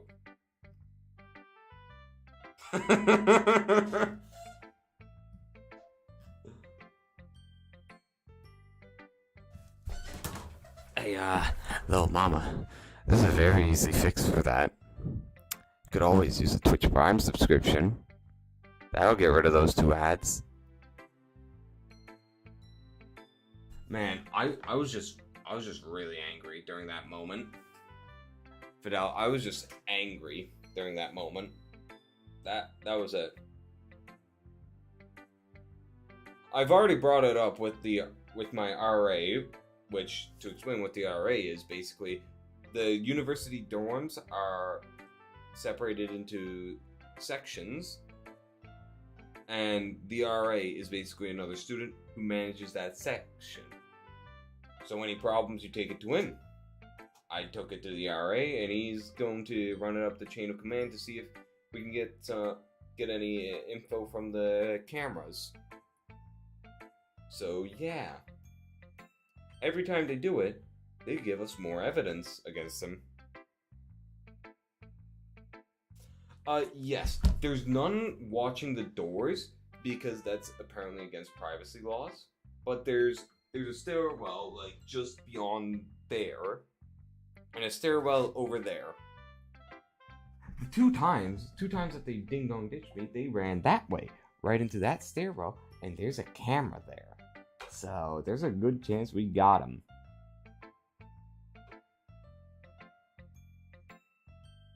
I didn't see a camera over in that stairwell over there, so here's hoping. Like, this isn't the sort of thing that literal fucking 18 to 22-year-olds should be doing. Like, these are pretty much adults. They can drive, they can smoke weed, they can drink. If they wanted to, they could enlist to the army. Like, these people, they're fucking adults at this point, and they think this is appropriate behavior. Like, if we fucking catch them, I'm not gonna have any pity for them, for whatever punishments they face. Like, I really hope they get punished, because this isn't the sort of behavior they should have. Like, I'm new in this building. I've been here for just like 2 weeks now. Barely, not even 2 weeks. The only thing that I would have done to piss them off is simply tell them to keep it quiet at 1 a.m. because they were being loud and rambunctious in the hallways. So yeah, welcome back, Scarlet. I hope you learned your lesson. Don't spam symbols, or else Nightbot will end your entire existence. I don't know what Nightbot would do on the 3rd offense, and I'm kinda very concerned about it. You can go play with everyone else now. Aw, Sayori. Look, Sayori. Just because I'm into Yuri doesn't mean that I'm gonna forget about you.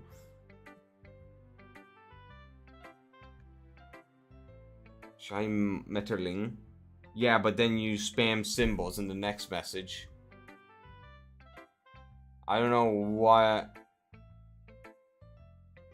Yeah, you spammed a bunch of symbols in it.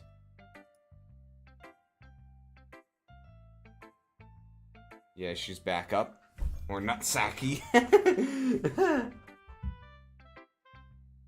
is Yuri for me, or Monica. Like, those two. I don't know enough about Monica, except the fact that she breaks the fourth wall.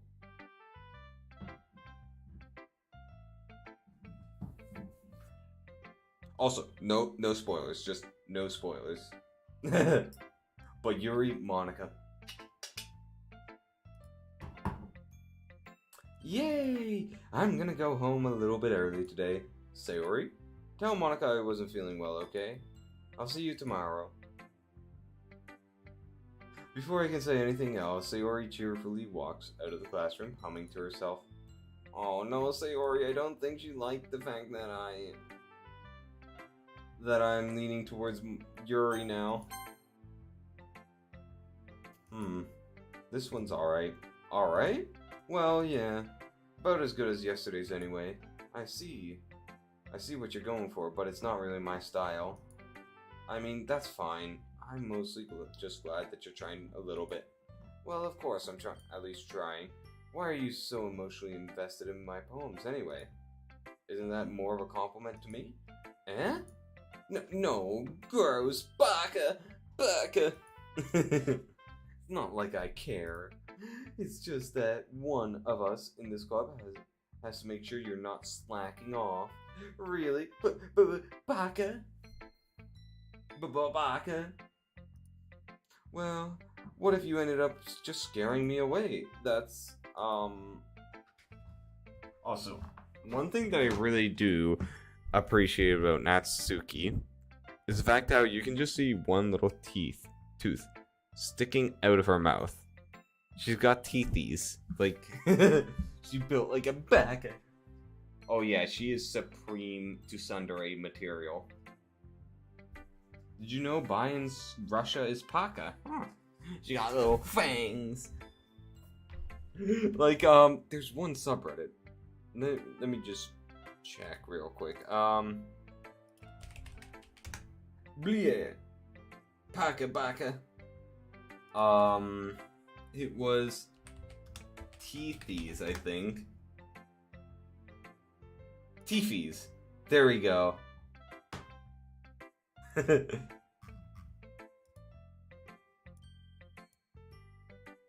And this subreddit is purely dedicated to when you see little teeth on cats.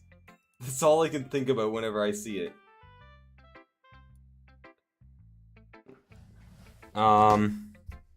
You know that one meme of the kid in Minecraft that just saw his go? Bliat! Oh man, that one of those clips go down in history of Minecraft, in history of YouTube. Like,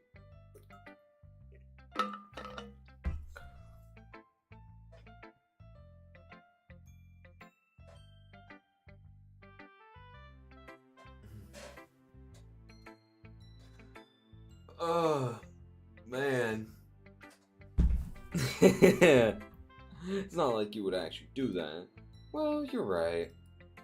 It's kind of fun to hang out here, even if I have to put up with you. Man. You know, I was just as cringe on Minecraft as he was, as that little kid was. I can remember playing on one server, right? This was long ago when I was like maybe like 10 or 11. Visiting my grandparents and playing Minecraft on his computer on a server. It was this not well known server, right? And it was like just average survival, but with like plugins or whatever that added unique stuff. Like this server had RPG elements, so like you could level up skills. So I made a base out on a beach once. It was a nice little hut. And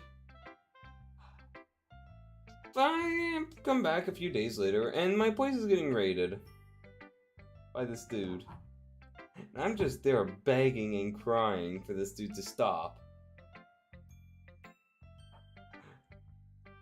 Yeah, I was that sort of kid.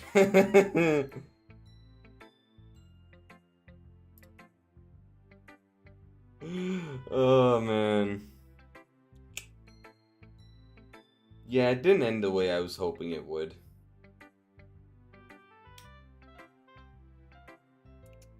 Yeah. Truly a skill issue, little mama.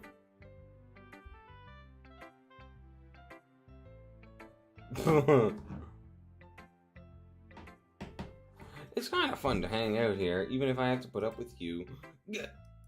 Natsuki's elbow connects with my stomach. Oh, maybe I won't mind scaring you away after all. I was just joking.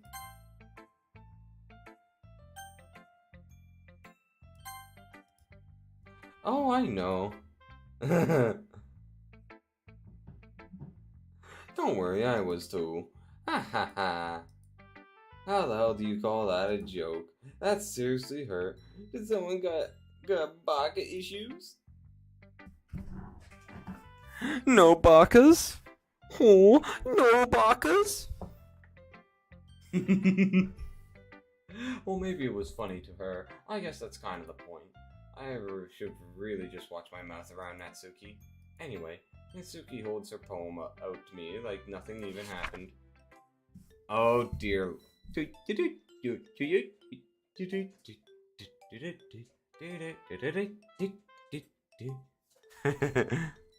I'll be your beach.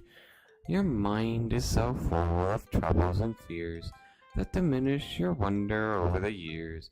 But today I have a special place, a beach for us to go, a shore reaching beyond your sight, a sea that sparkles with brilliant light. The walls in your mind will melt away before the sunny glow. I'll be the beach that washes your worries away. I'll be the beach that you daydream about each day. I'll be the beach that makes your heart leap in a way you thought had left you long ago. Let's bury your heavy thoughts in a pile of sand. Bathe in sunbeams and hold in my hand. Wash your insecurities in the salty sea and let me see you shine. Let's leave your memories in a footprint trail. Set you free in my windy sail, and remember the reasons you're wonderful when you press your lips to mine. I'll be the beach that washes your worries away. I'll be the beach that you daydream about each day. I'll be the beach that makes your heart leap in a way you thought had left you long ago. But if you let me be by your side, your own beach, your own escape, you'll learn to love yourself again.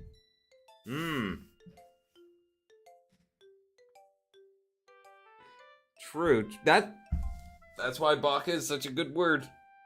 Well, this is a big difference to the last one. Monkeys can climb, crickets can leap, horses can haze. This is the third poem actually. The second one was actually not bad.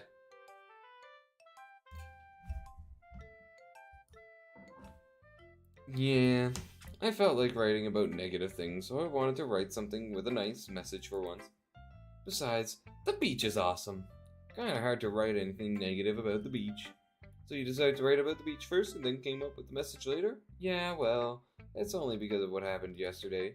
I mean, after Yuri and I realized we kinda wrote about the same thing, she wanted to pick a topic and have us both write about it or whatever. I know, right? Oh, mate. I enjoy poetry. I can't write poetry for shit, but I enjoy it.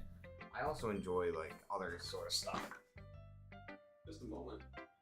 Like, why do you think I bought this?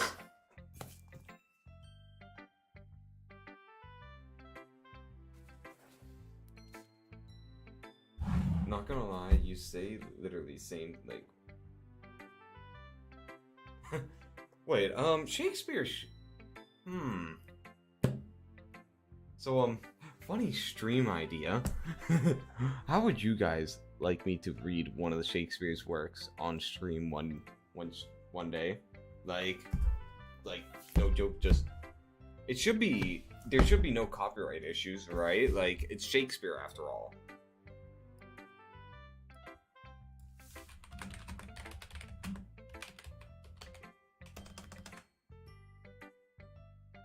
Yeah, that... Yeah, it's public domain, like...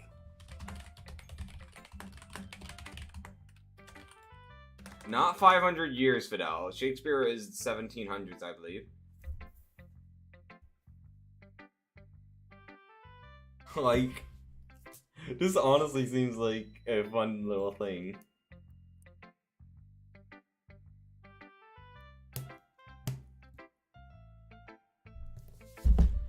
Let me check.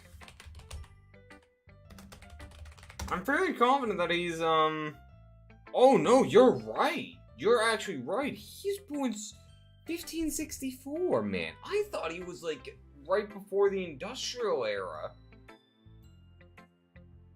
Try to read Dr. Seuss fast without... No. No. So, yeah, this actually sounds like a fun idea.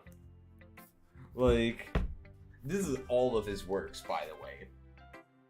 Like, all of it.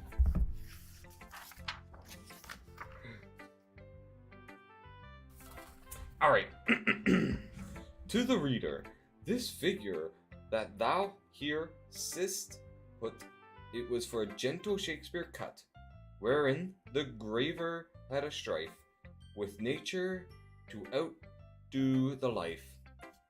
Oh, could he but have drawn his wit as well in brass as he hath hit, his face the print would then surpass all that was ever writ in brass.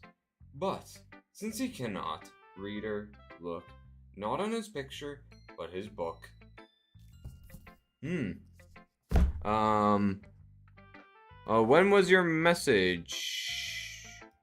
When was your message, Richie? Like, was it in chat or? Oh, that, hell if I know. She's probably lurking, maybe. Like, it's a brick. Like, which one would I want to read on stream? I've already done Hamlet in class. And I don't want to do Romeo and Juliet because, like, that's just the most generic one.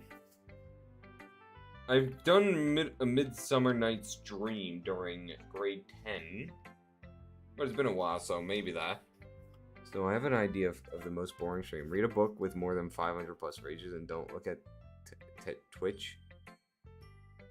I don't think I could do that. How about Macbeth? Macbeth, we did in class. If you guys want Macbeth, I could do that. I do know a lot of it, and I do remember a lot of it. There's Julius C. Like, we have all of them here. Julius Caesar is an option. Antony and Cleopatra.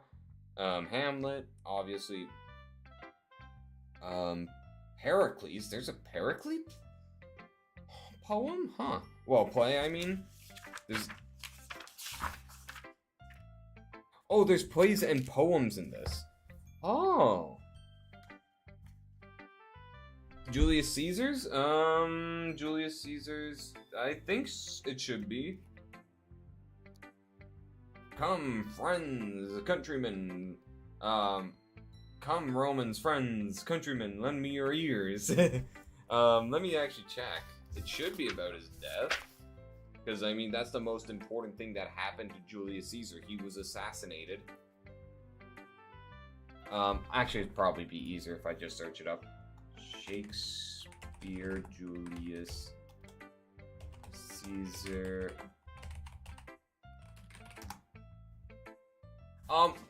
you don't know why it was killed. It's actually a very simple reason. Because you see, Rome as a whole, it was a republic at the time of his death. I mean, yes, he was an asshole. A pretty big asshole. Rome had 7 kings in its past. Then they got rid of those kings and swore never again. And instituted a republic that we all know. The Roman Republic. And so it was like a couple hundred years of Roman Republic time.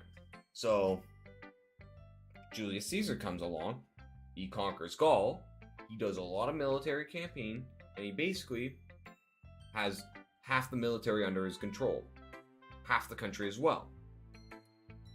And so he makes a demand to the Senate to basically let him be was it governor of, I think, northern Italy, I think it was that.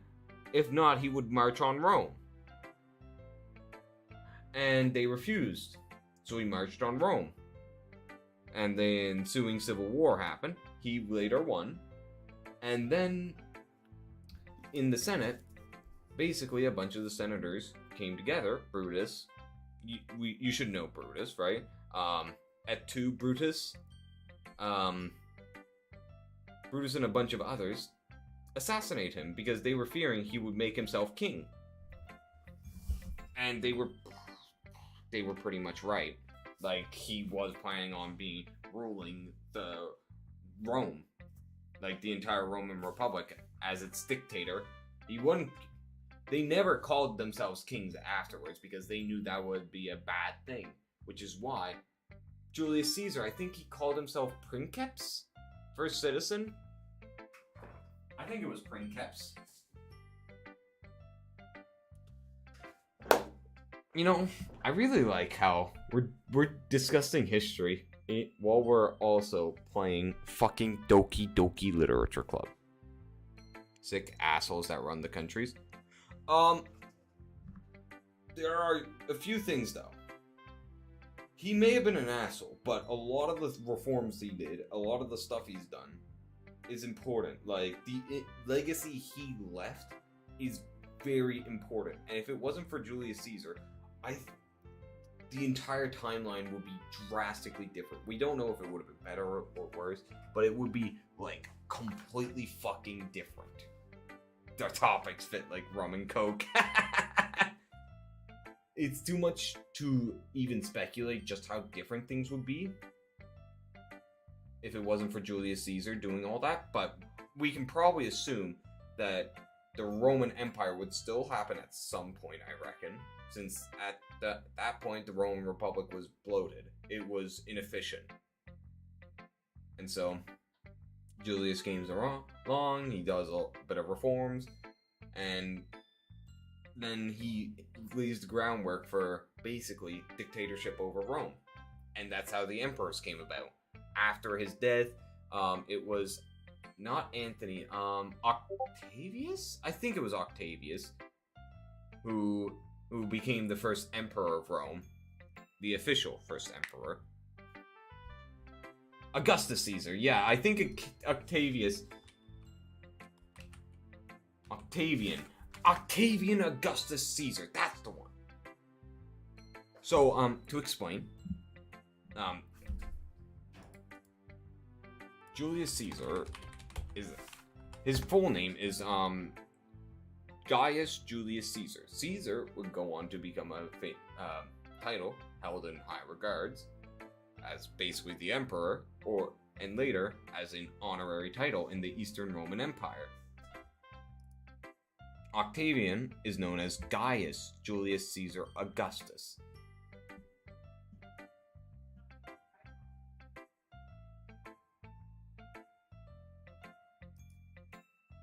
Chippy chippy chappa doki.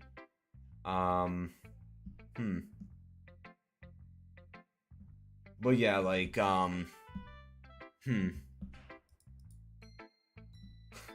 Fuck, I've completely lost my train of thought because someone outside in the hallway talking. But yeah, like, it's really fascinating when you learn deep into it. about these topics, like just what effects certain people had on history and like their nation as a whole. So we should probably get back to the game, unless you guys want to do some more random history lessons. What say you? Like King Henry the Eighth. King Henry the Eighth is he's the one that did all that Anglican, right? He chopped off his wife's head 7 different wives' heads. I think, yeah. Love the dude how. Yeah. Yeah, he. Let's just say he was bad. He created the Anglican Church, but he didn't understand the fact that, oh, hey, perhaps it's not the women that's causing me to only get daughters. Perhaps it's myself. He never thought of that. He never thought the problem was with him. Nope. Nah. Yeah, most kings are too arrogant. Like, most kings and emperors were too arrogant, and that's what caused a lot of issues in history. Like, half the wars, half the conflicts, civil wars, everything could be attributed to arrogance. The majority of them, like famous battles that happened and how they went one way was purely because of arrogance. Like, so much power can transform people into something else. They become arrogant and ruthless. A bit more than half. Like the famous Battle of Teutoburg Forest. If it wasn't for the arrogance of the commander who decided he needed to march through this forest and take the short route because he was being manipulated and thinking that the Germans really needed his aid. Like, he was so arrogant to think that the Germans were actually requesting his aid and not trying to trick him. And that caused that commander, I think it was Varus, it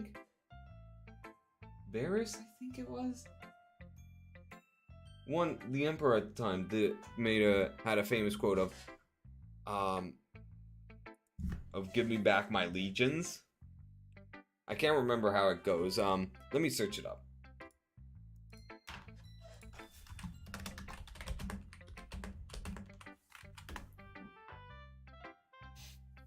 Okay, Quintillus Varus, give me back my legion. That was the quote. Yeah. I mean, I don't know what he was expecting marching through the forest like that. Like, we know all the facts as of the time, but basically what caused this all to happen was basically Arminius, a Germanic officer of Varus's auxiliary, was telling him all this information to march through here. He was actually tricking him. Yeah. I mean, I don't know what Varus was expecting there. Like, come on, man.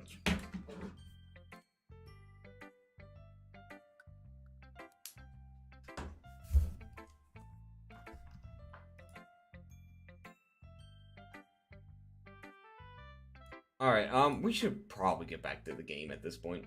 Hubris is the curse of many, yes. And that is why hubris is a main element of Greek tragedies. Like, it is half the reason the Greek tragedies are a thing. The hubris of man. Thinking themselves above themselves. Alright. You can really see her doing that. Making us write about a simple topic, then trying to impress me by coming up with something all fancy. Well, it's not like I care. I just did it anyway. I mean, I guess mine ended up being kind of metaphorical too, but there's nothing wrong with doing that once in a while. At the very least, it was good practice. Monica, give me another fourth wall break. Hi, Snow Mexican. Have you thought about what you want to submit to perform at the festival? Well, being in this club is one thing, but performing in front of a bunch of people, I'll have to give it some more thought. Okay, no pressure. But whatever you do, I'm sure it'll turn out great. It would also make me happy to see. Ha ha ha. Anyway, let's take a look at today's poem. Sure thing. I let Monica take the poem I'm holding in my hands.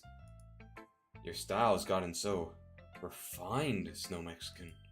Yuri's been teaching you a lot of things, hasn't she? Well, I guess so. Yeah, I've been noticing how much time you spend with her. Lost so many brain cells. What happened, Rick? What happened, Fidel? Tried so hard to get so far. In the end, it doesn't really matter. Well, my friends were telling me how you know how there are tops and bottoms. Well, there's a middle apparently. I mean, the middle should be switches. I'm assuming you're referring to relation dynamics. So, like, there are people who are tops and bottoms. Oh, pre-roll ads. Well.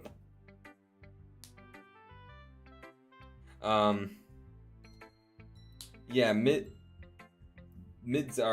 should be switches, I think. Oh, middle fucks bottom and is also fucked by the top who fucks the middle. Okay, huh.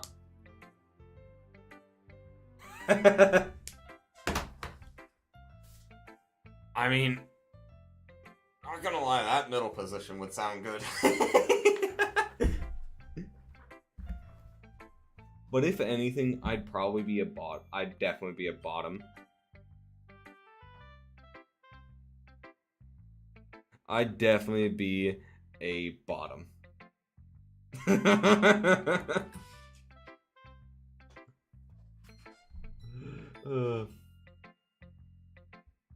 think I've heard her say more words these past couple days than she's talked in the whole year. Not sure how you did it, but that's pretty impressive. Well, she just needs some patience and a way to talk about all the things in her head, I guess. I'm still getting the hang of it myself. You're certainly putting in a lot of effort. You must really like her. That's... Haha. It's awfully suspicious, you know?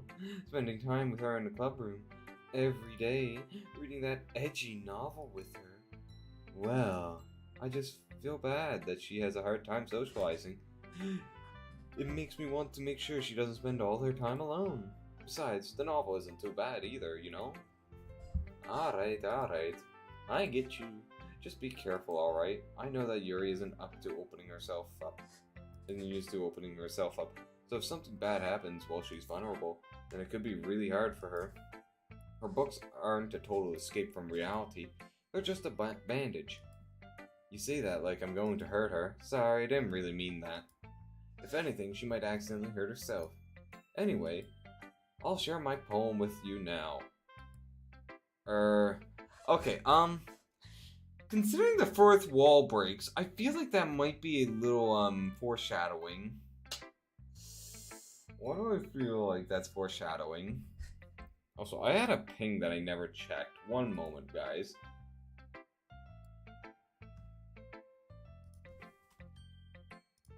Just a moment.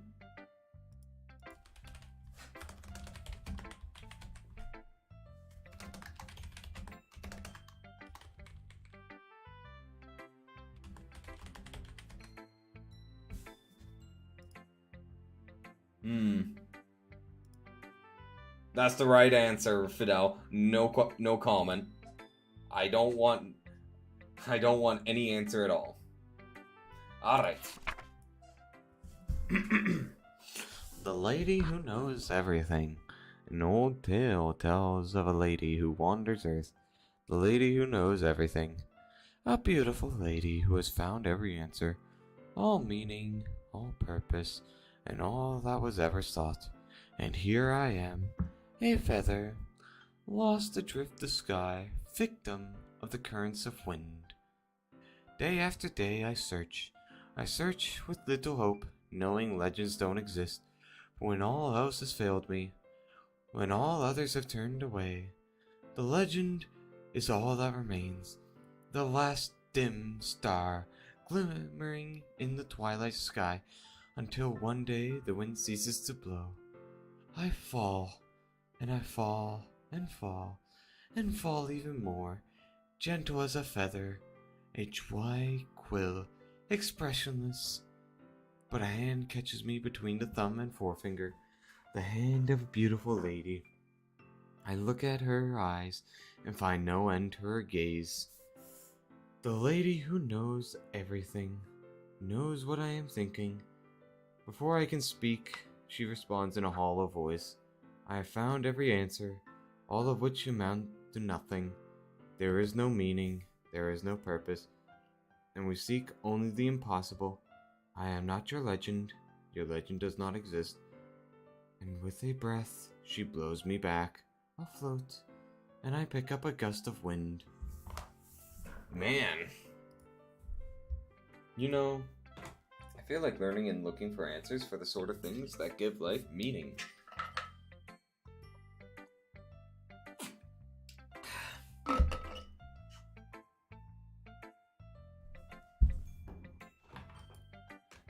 Not to get too philosophical or anything, but it was kind of on my mind. So that's what I wrote about. I see. I never really put much thought into it. In a way, it's almost paradoxical. Because we had all the answers. Wouldn't the world start to lose meaning? You know, there's one thing I noticed. Seems like everyone in the club prefers writing about things that are more sad than happy. Aha, haha. Are you surprised? I mean, if everything was okay, we wouldn't really have anything to write about, would we? Humans aren't two-dimensional creatures. I think you know that better than anyone. I feel like that's another fourth wall break. You mean one-dimensional? Ah, yeah, that. Anyway, here's Monica's writing tip of the day. Oh boy, we're about to get another wall break. Are you ever too shy to share your writing because you're afraid it's not that good?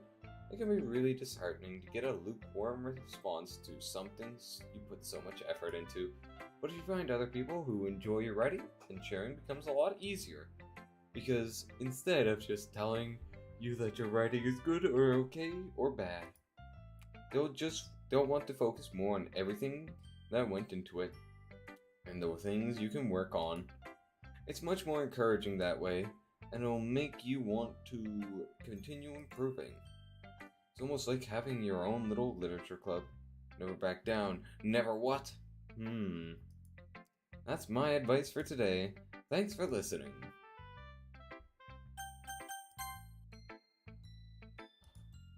Snow Mexican. Your writing has only improved in these last few days. Every poem you've shown me is nothing short of spectacular. I can really feel the emotions. I'm a little envious even. I don't think it ever came to me this way.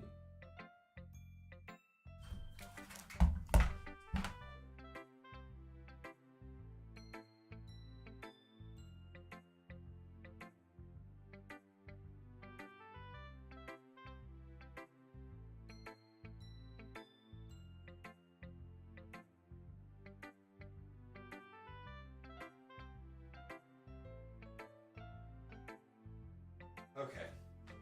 Sorry about that. A big group of people walked by.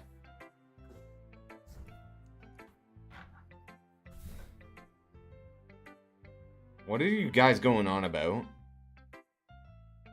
What are you going on about? What?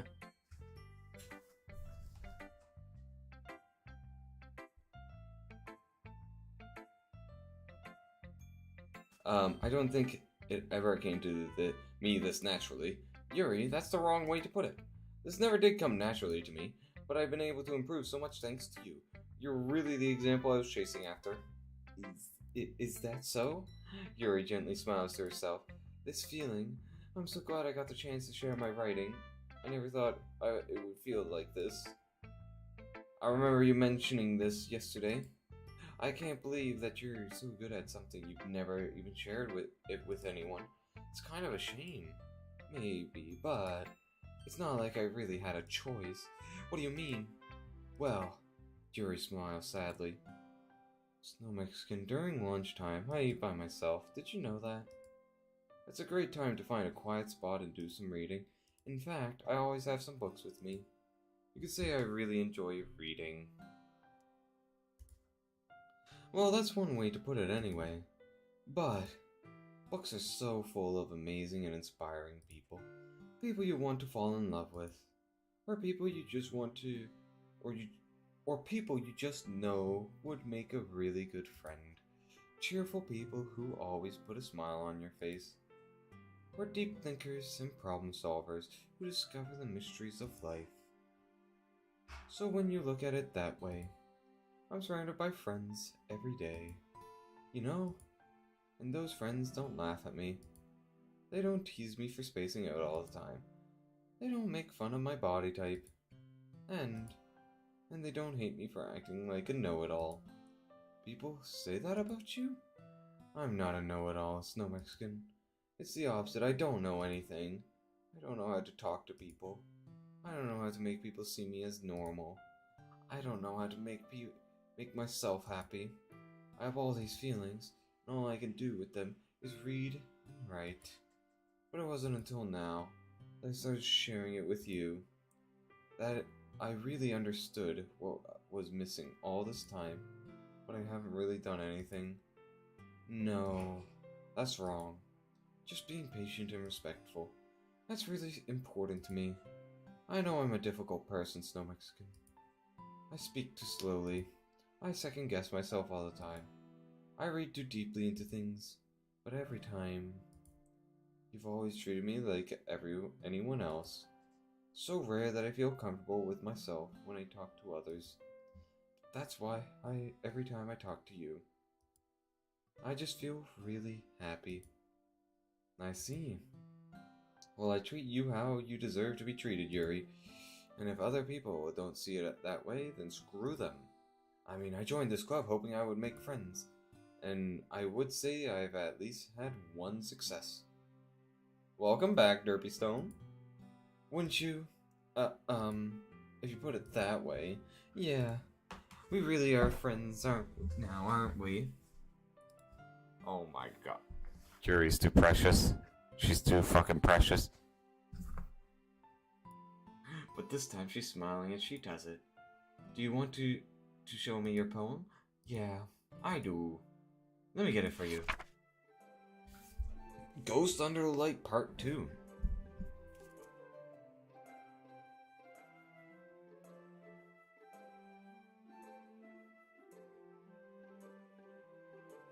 Okay. The tendrils of my hair illuminate beneath the amber glow. Bathing in the distance, a blue-green light flickers. A lone figure crosses its path, a silhouette obstructing the eerie glow. My heart pounds. The silhouette glows. Closer, closer. Oh shit. Derpy Stone, how dare you! Don't you dare let your cat freeze out there! That's a sin! Naughty boy!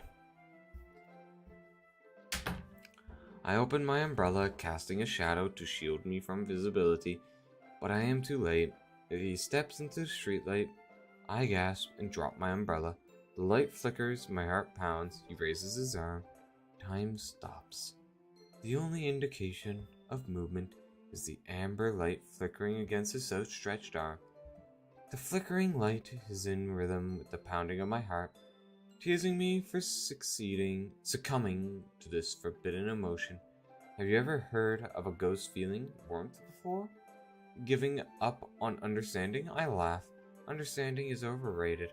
I touch his hand. The flickering stops. Ghosts are blue-green. My heart is amber. Whoa.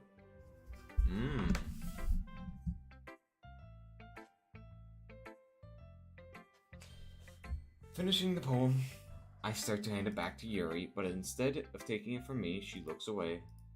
Do you dislike it? Oh, no, of course not. I just don't really know how I should respond. Despite Yuri's poems usually being cryptic, it wasn't hard to figure out what this one was about. Also, this clearly isn't the poem that Natsuki said she wrote about.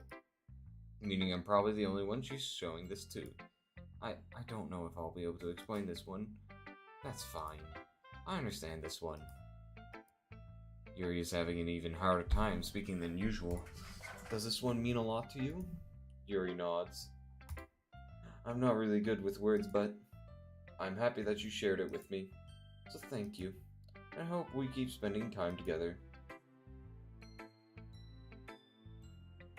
Despite my... Dude, don't... Why would you let your cat out in the middle of winter? Despite my inability to make eye contact, I see a faint smile emerge on Yuri's lips. I once again try to hand the poem back to her, but instead Yuri gently takes my hands and pushes them back towards me.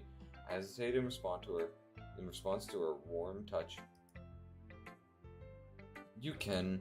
The poem is... Once again, Yuri fails to form a complete sentence. You mean I can keep it? Yeah, but you shouldn't let the cat stay out in winter for too long.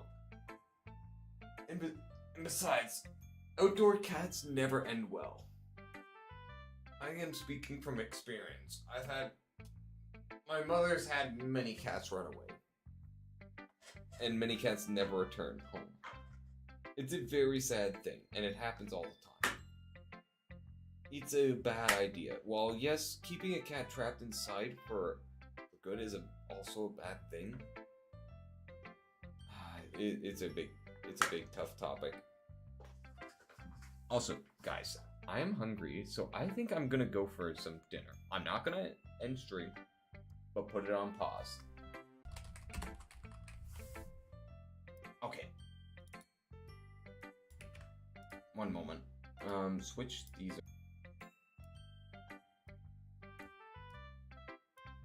Here to eat too long.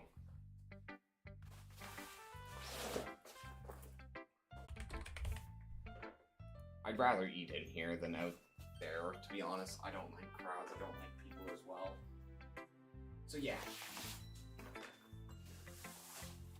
So, I will be back in 10 minutes. See you then.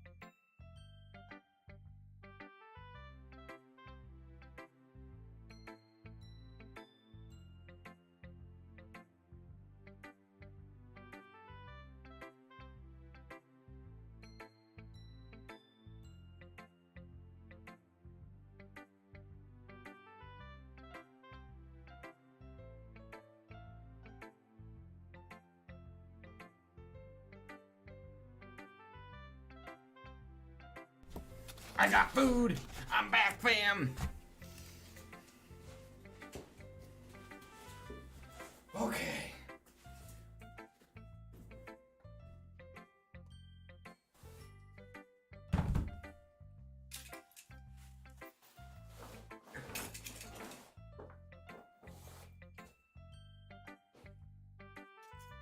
All right.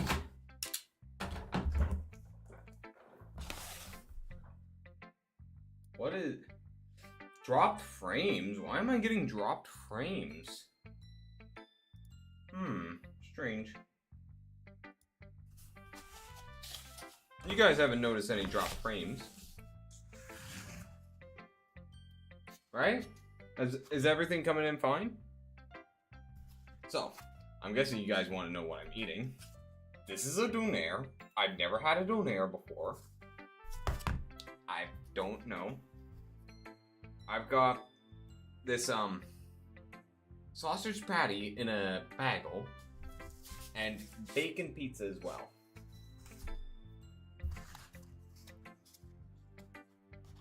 I'm pretty sure this is not a proper donair because I've heard there's a thing called donair sauce.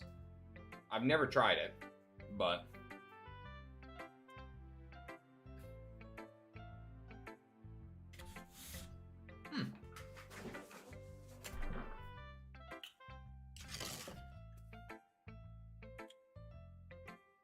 this isn't too bad, but like it's basic, so you know what you're gonna be eating. Like it's just beef and whatever this stuff is. Like it's almost like a taco, but it's thicker.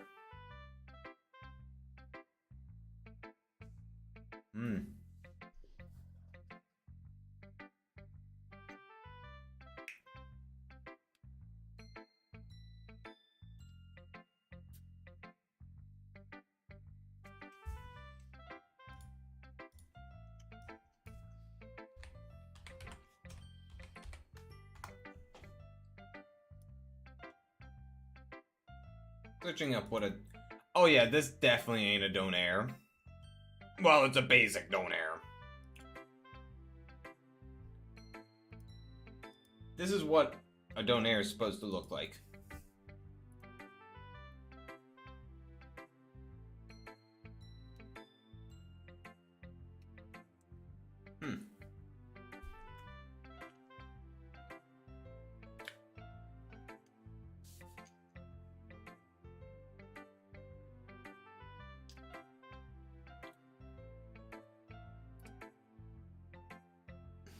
I've never had one. I'll have to try it the next time. 'Cause like...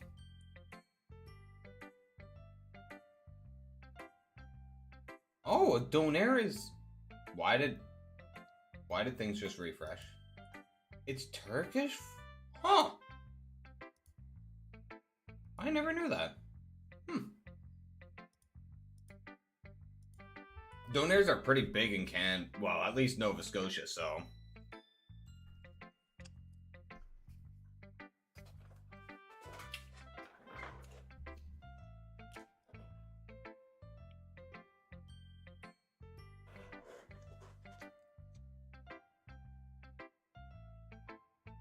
Oh, and there's even a donair place in Wolfville.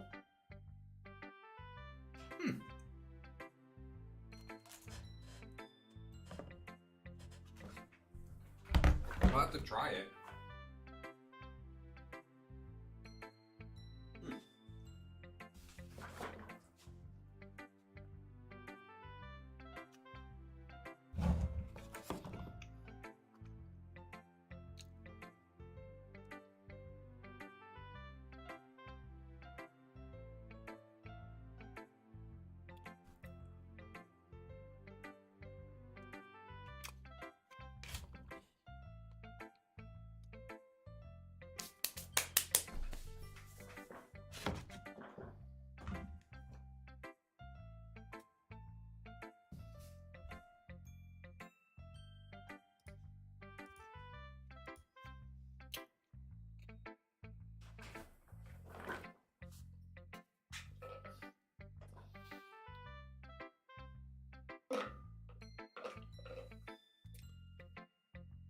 Oh look, he's made another alt account and he's come back.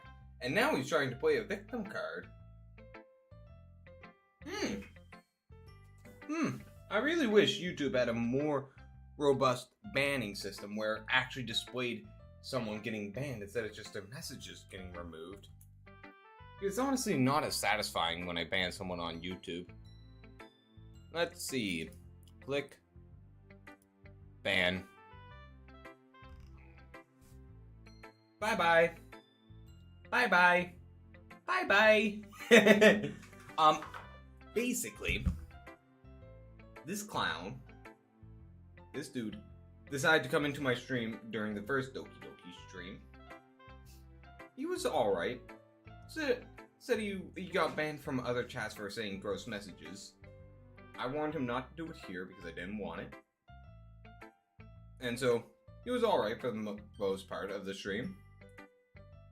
Then he did one gross comment, then I timed him out for that.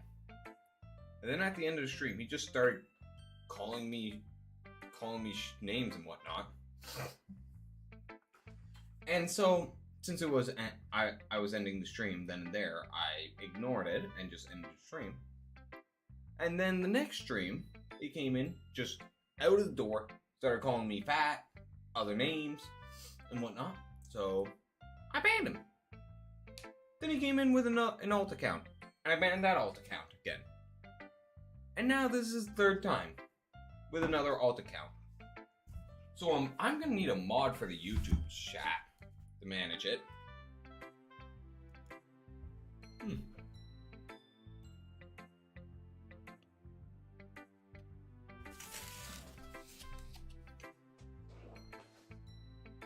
Not bad. Fair bit dry. There's only cheese on it, sadly.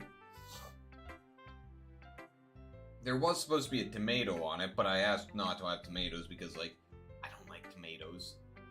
They ruin anything they're in because they're just wet. Like, they're just wet. They're soggy. They make the bread soggy.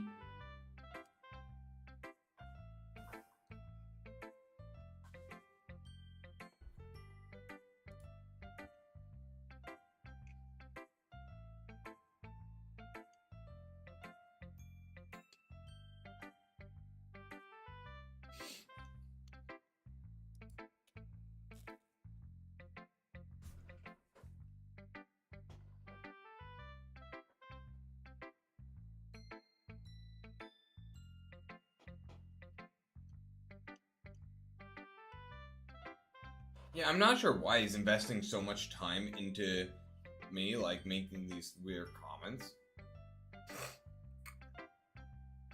Like, after he called me fat during yesterday's stream, it caused me to decide that I'm gonna do exercises a lot more.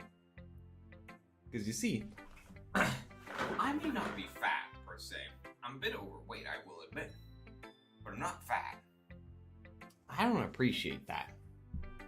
So I'm going to prove this little bitch wrong.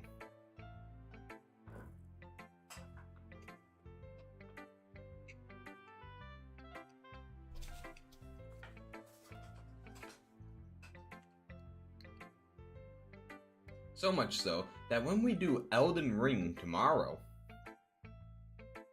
I am going to do an exercise set, a set of exercises, every time I die. We're gonna be swole as fuck.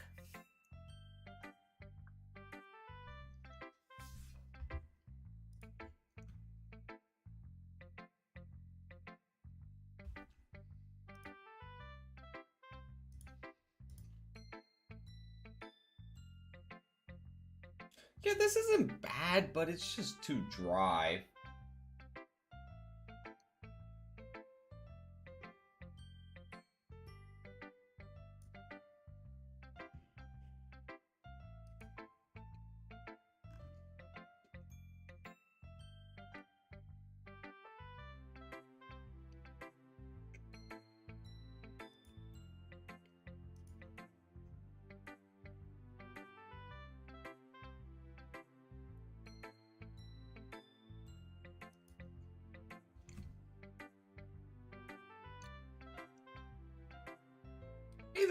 Hey there, Miguel. Welcome to the stream. How are you doing today?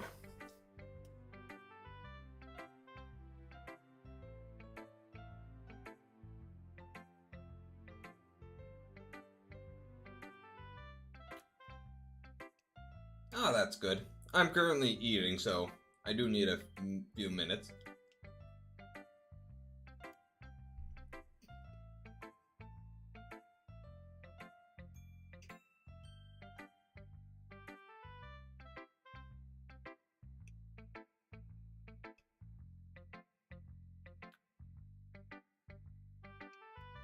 What have you missed? So basically, if you know the story, if you've already played this game, then you'll probably be able to identify where I'm at in the game. We're doing the third set of poems right now. What you missed is, Sayori asked me a question about what I thought about walking home with Yuri. I said, or Sayori. I said Yuri because, like, I simp for Yuri. Like, come on, bruh. And it turns out Sayori probably didn't like that too much. And now she's sulking a lot and went home early. That is what you have missed.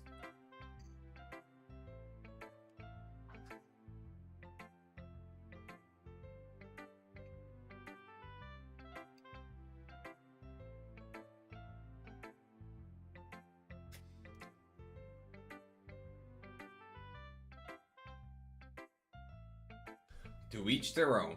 If you want a short, flat board of a tsundere, then you do that. It is all acceptable.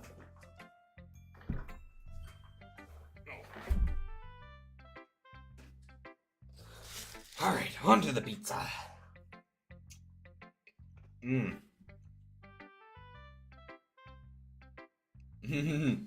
Nope, not yet.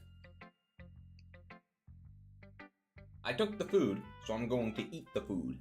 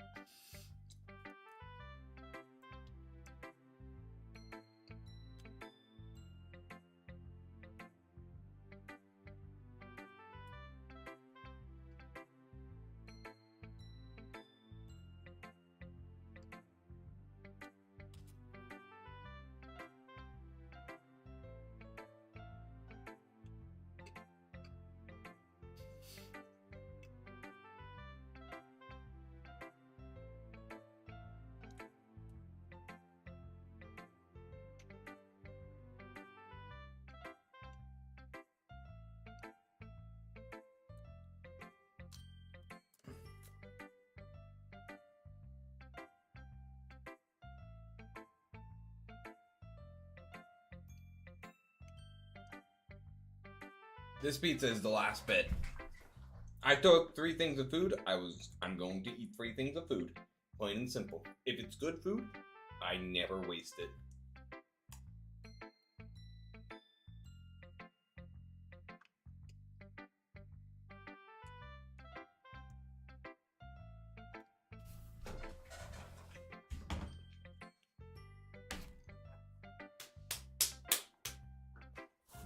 I had, in case you're wondering, I had a donair, a basically plain donair.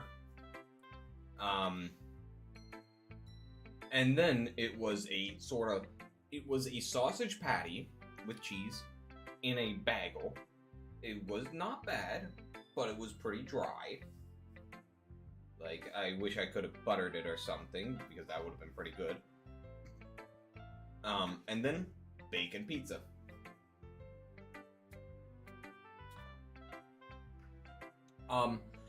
No, I can't do good voices. I will change my voice a little bit, differentiate a little bit, but I can't keep it up, so it's a bit, but not much. Okay, I'm gonna need a moment to go check these out. Key card, there. I have to go wash my hands. So I'll be back in a moment.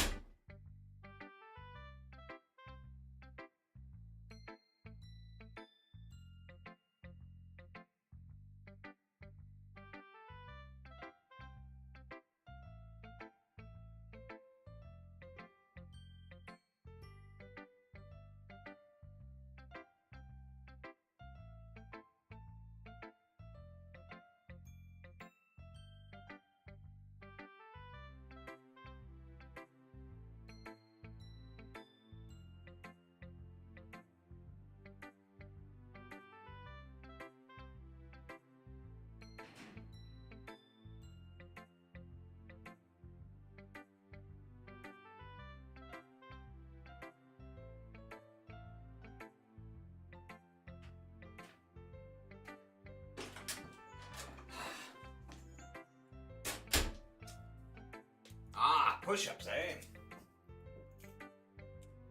Man, getting me to do exercises right after I ate. That is devious, man. 1, 2, 3, 4, 5, 6, 7, 8, 9, 10.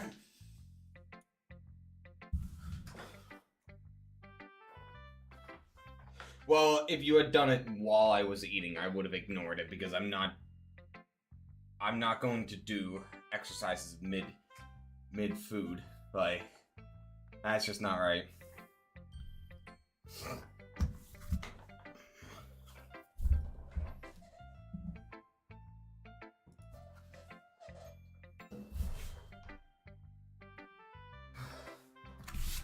Must say, I'm gonna try Donair soon enough.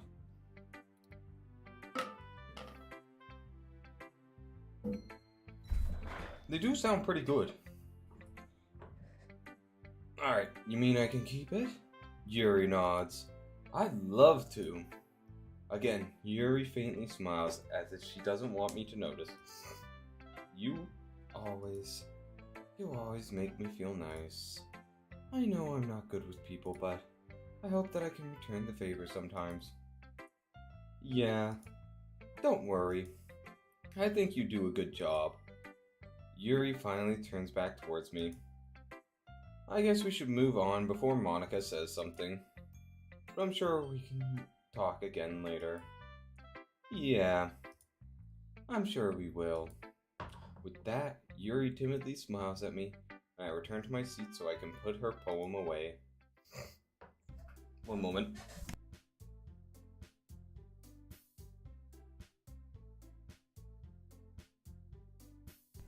Yes, Derpy. I've had food. I'm fed. I banned someone on the YouTube chat. Well, actually, their third alt account, so... I'm not sure why he's coming back here for round 3. Like, he's expecting the same thing, right?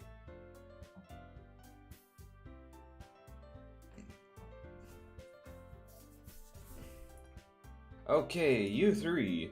We're all done sharing poems, right?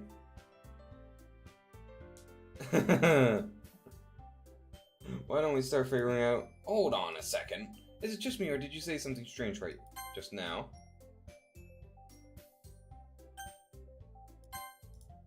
Eh? Something did sound a bit unusual. That's right. You deviated from your usual catchphrase when addressing the club. Catchphrase? I don't have a catchphrase. Basically, we had someone come into the YouTube chat, and I banned them, because this is their third alt account. Well, second alt account, but third ban. Jeez, why is the mood so weird today? Look, even Yuri isn't immune to it. Ooh. Stagnating air is common foreshadowing that something terrible is about to happen. In your books, maybe? Look, the only thing different is that Sayori isn't here. Ah, it seems you're right. Sayori always helps lighten the mood a little bit, doesn't she?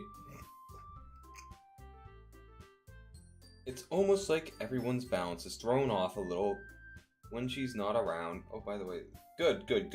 That's good, Derpy Stone. That is very good. It's almost like everyone's balance is thrown off a little when she's not around. Where the heck did she run off to anyway? Thought she went to pee. Natsuki, please show some decency. Oh, come on. She actually wasn't feeling too well and went home early. Is that so? I hope she's alright.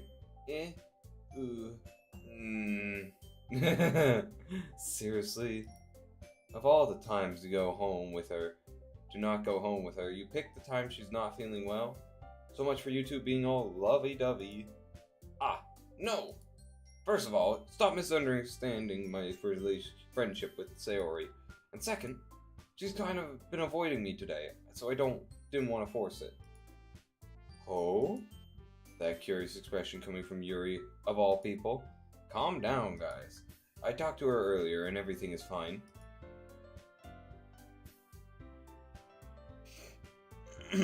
What did she say?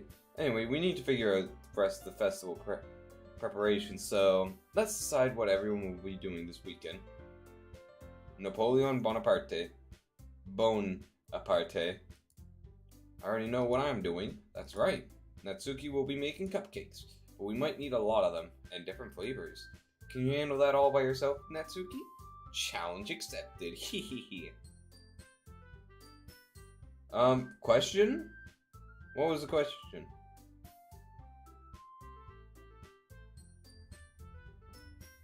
Oh, wait, you're talking about what, I think you're talking about how Monica just ignored. Okay. And as for myself, I'm going to be printing and assembling all the poetry pamphlets. Sayori will be helping me design them. And as for Yuri, you can, guys, can you help me come up with something for Yuri? I'm useless. No, that's not it at all. You're the most talented person here, you know. Now, Natsuki's pouting too.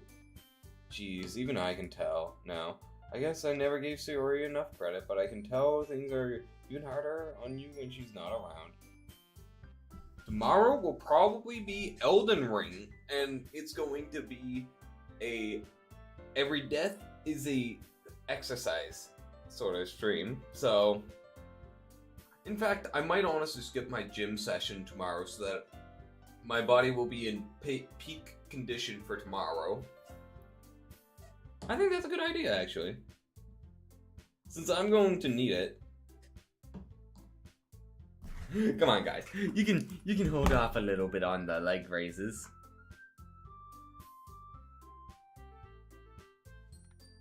One death equal 10 leg raises. Yeah, exactly.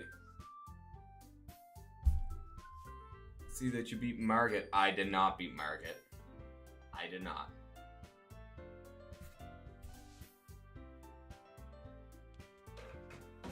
So we'll be going back to him.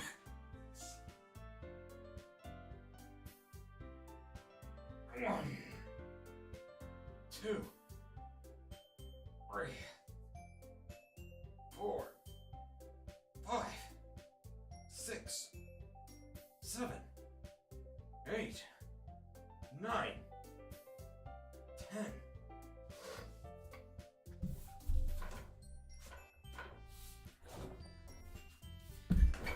Hey, we'll beat him tomorrow. Maybe. When you might be able to.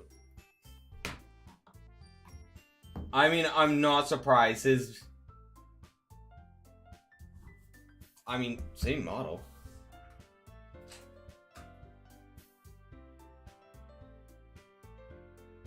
Of course I'm wearing the same type of socks. I have so many different pairs. I have so many of the same pairs. Like 2, 4, 6, 8, 10, 12, 13,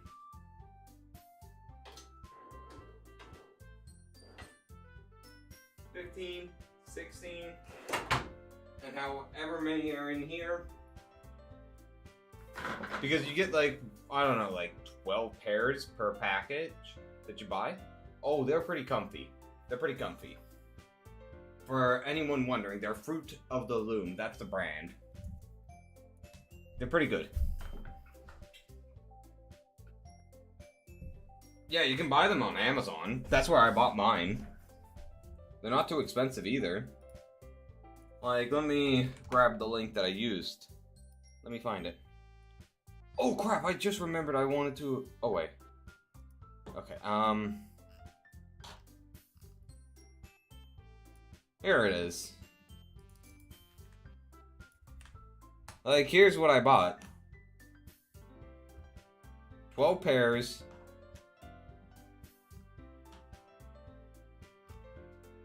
And they work pretty well. Probably wear them until they give out. What is that? Tappies? Alright, I guess I never gave Sayori enough credit, but I can tell things are even harder on you when she's not around. Ah, that may be the case. But if I can't also be a leader on my own, then I won't grow as a person. So Yuri, you have beautiful handwriting, you know? So you should make some banners and decorations to upset the atmosphere. Atmosphere? About that, I love atmosphere. Yuri's expression suddenly changes as she stares at her desk in focus, starts nodding to herself. Never, Richie. Actually, I might end stream soon. There's none in stock? What do you mean there's none in stock? There should be some in stock.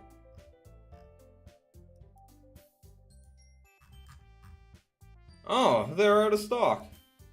I mean, just literally search up Fruit of the Loom and just look for the pair that looks similar.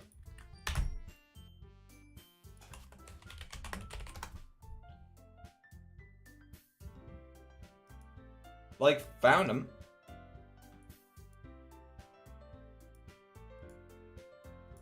Oh, wait. Oh, yeah, I found him.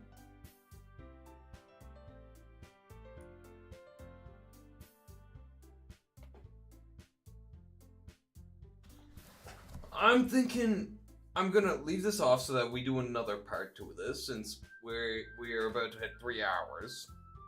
I do understand a good 10 minutes of that was me eating. Well, 20 minutes, but still. It's about 6:30.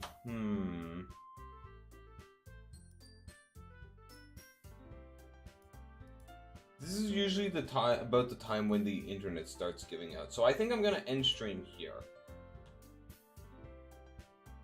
So, yeah.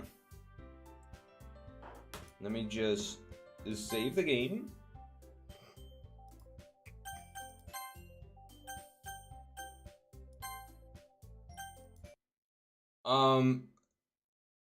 Please elaborate a bit more. What do you... Oh, in dorms?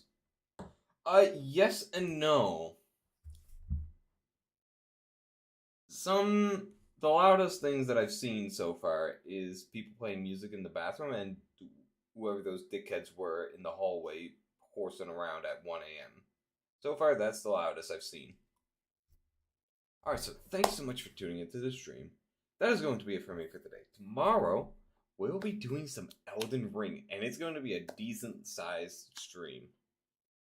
As I mentioned, it's going to be every death is an exercise. We'll be picking up more Doki Doki probably on Sunday, I guess? Maybe do a dual stream Sunday and then do Doki Doki and then something else. It was in the other dorm, so not in this place.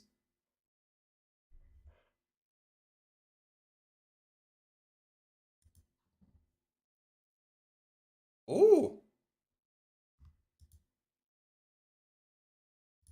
Alright, I'm gonna send you off to Big Bowie. I don't know what he's streaming. His category is talk shows and podcasts. So, yeah. So I'll see you tomorrow. Later. That you probably make a lot of money. Like genuinely, people buy weird shit. I've even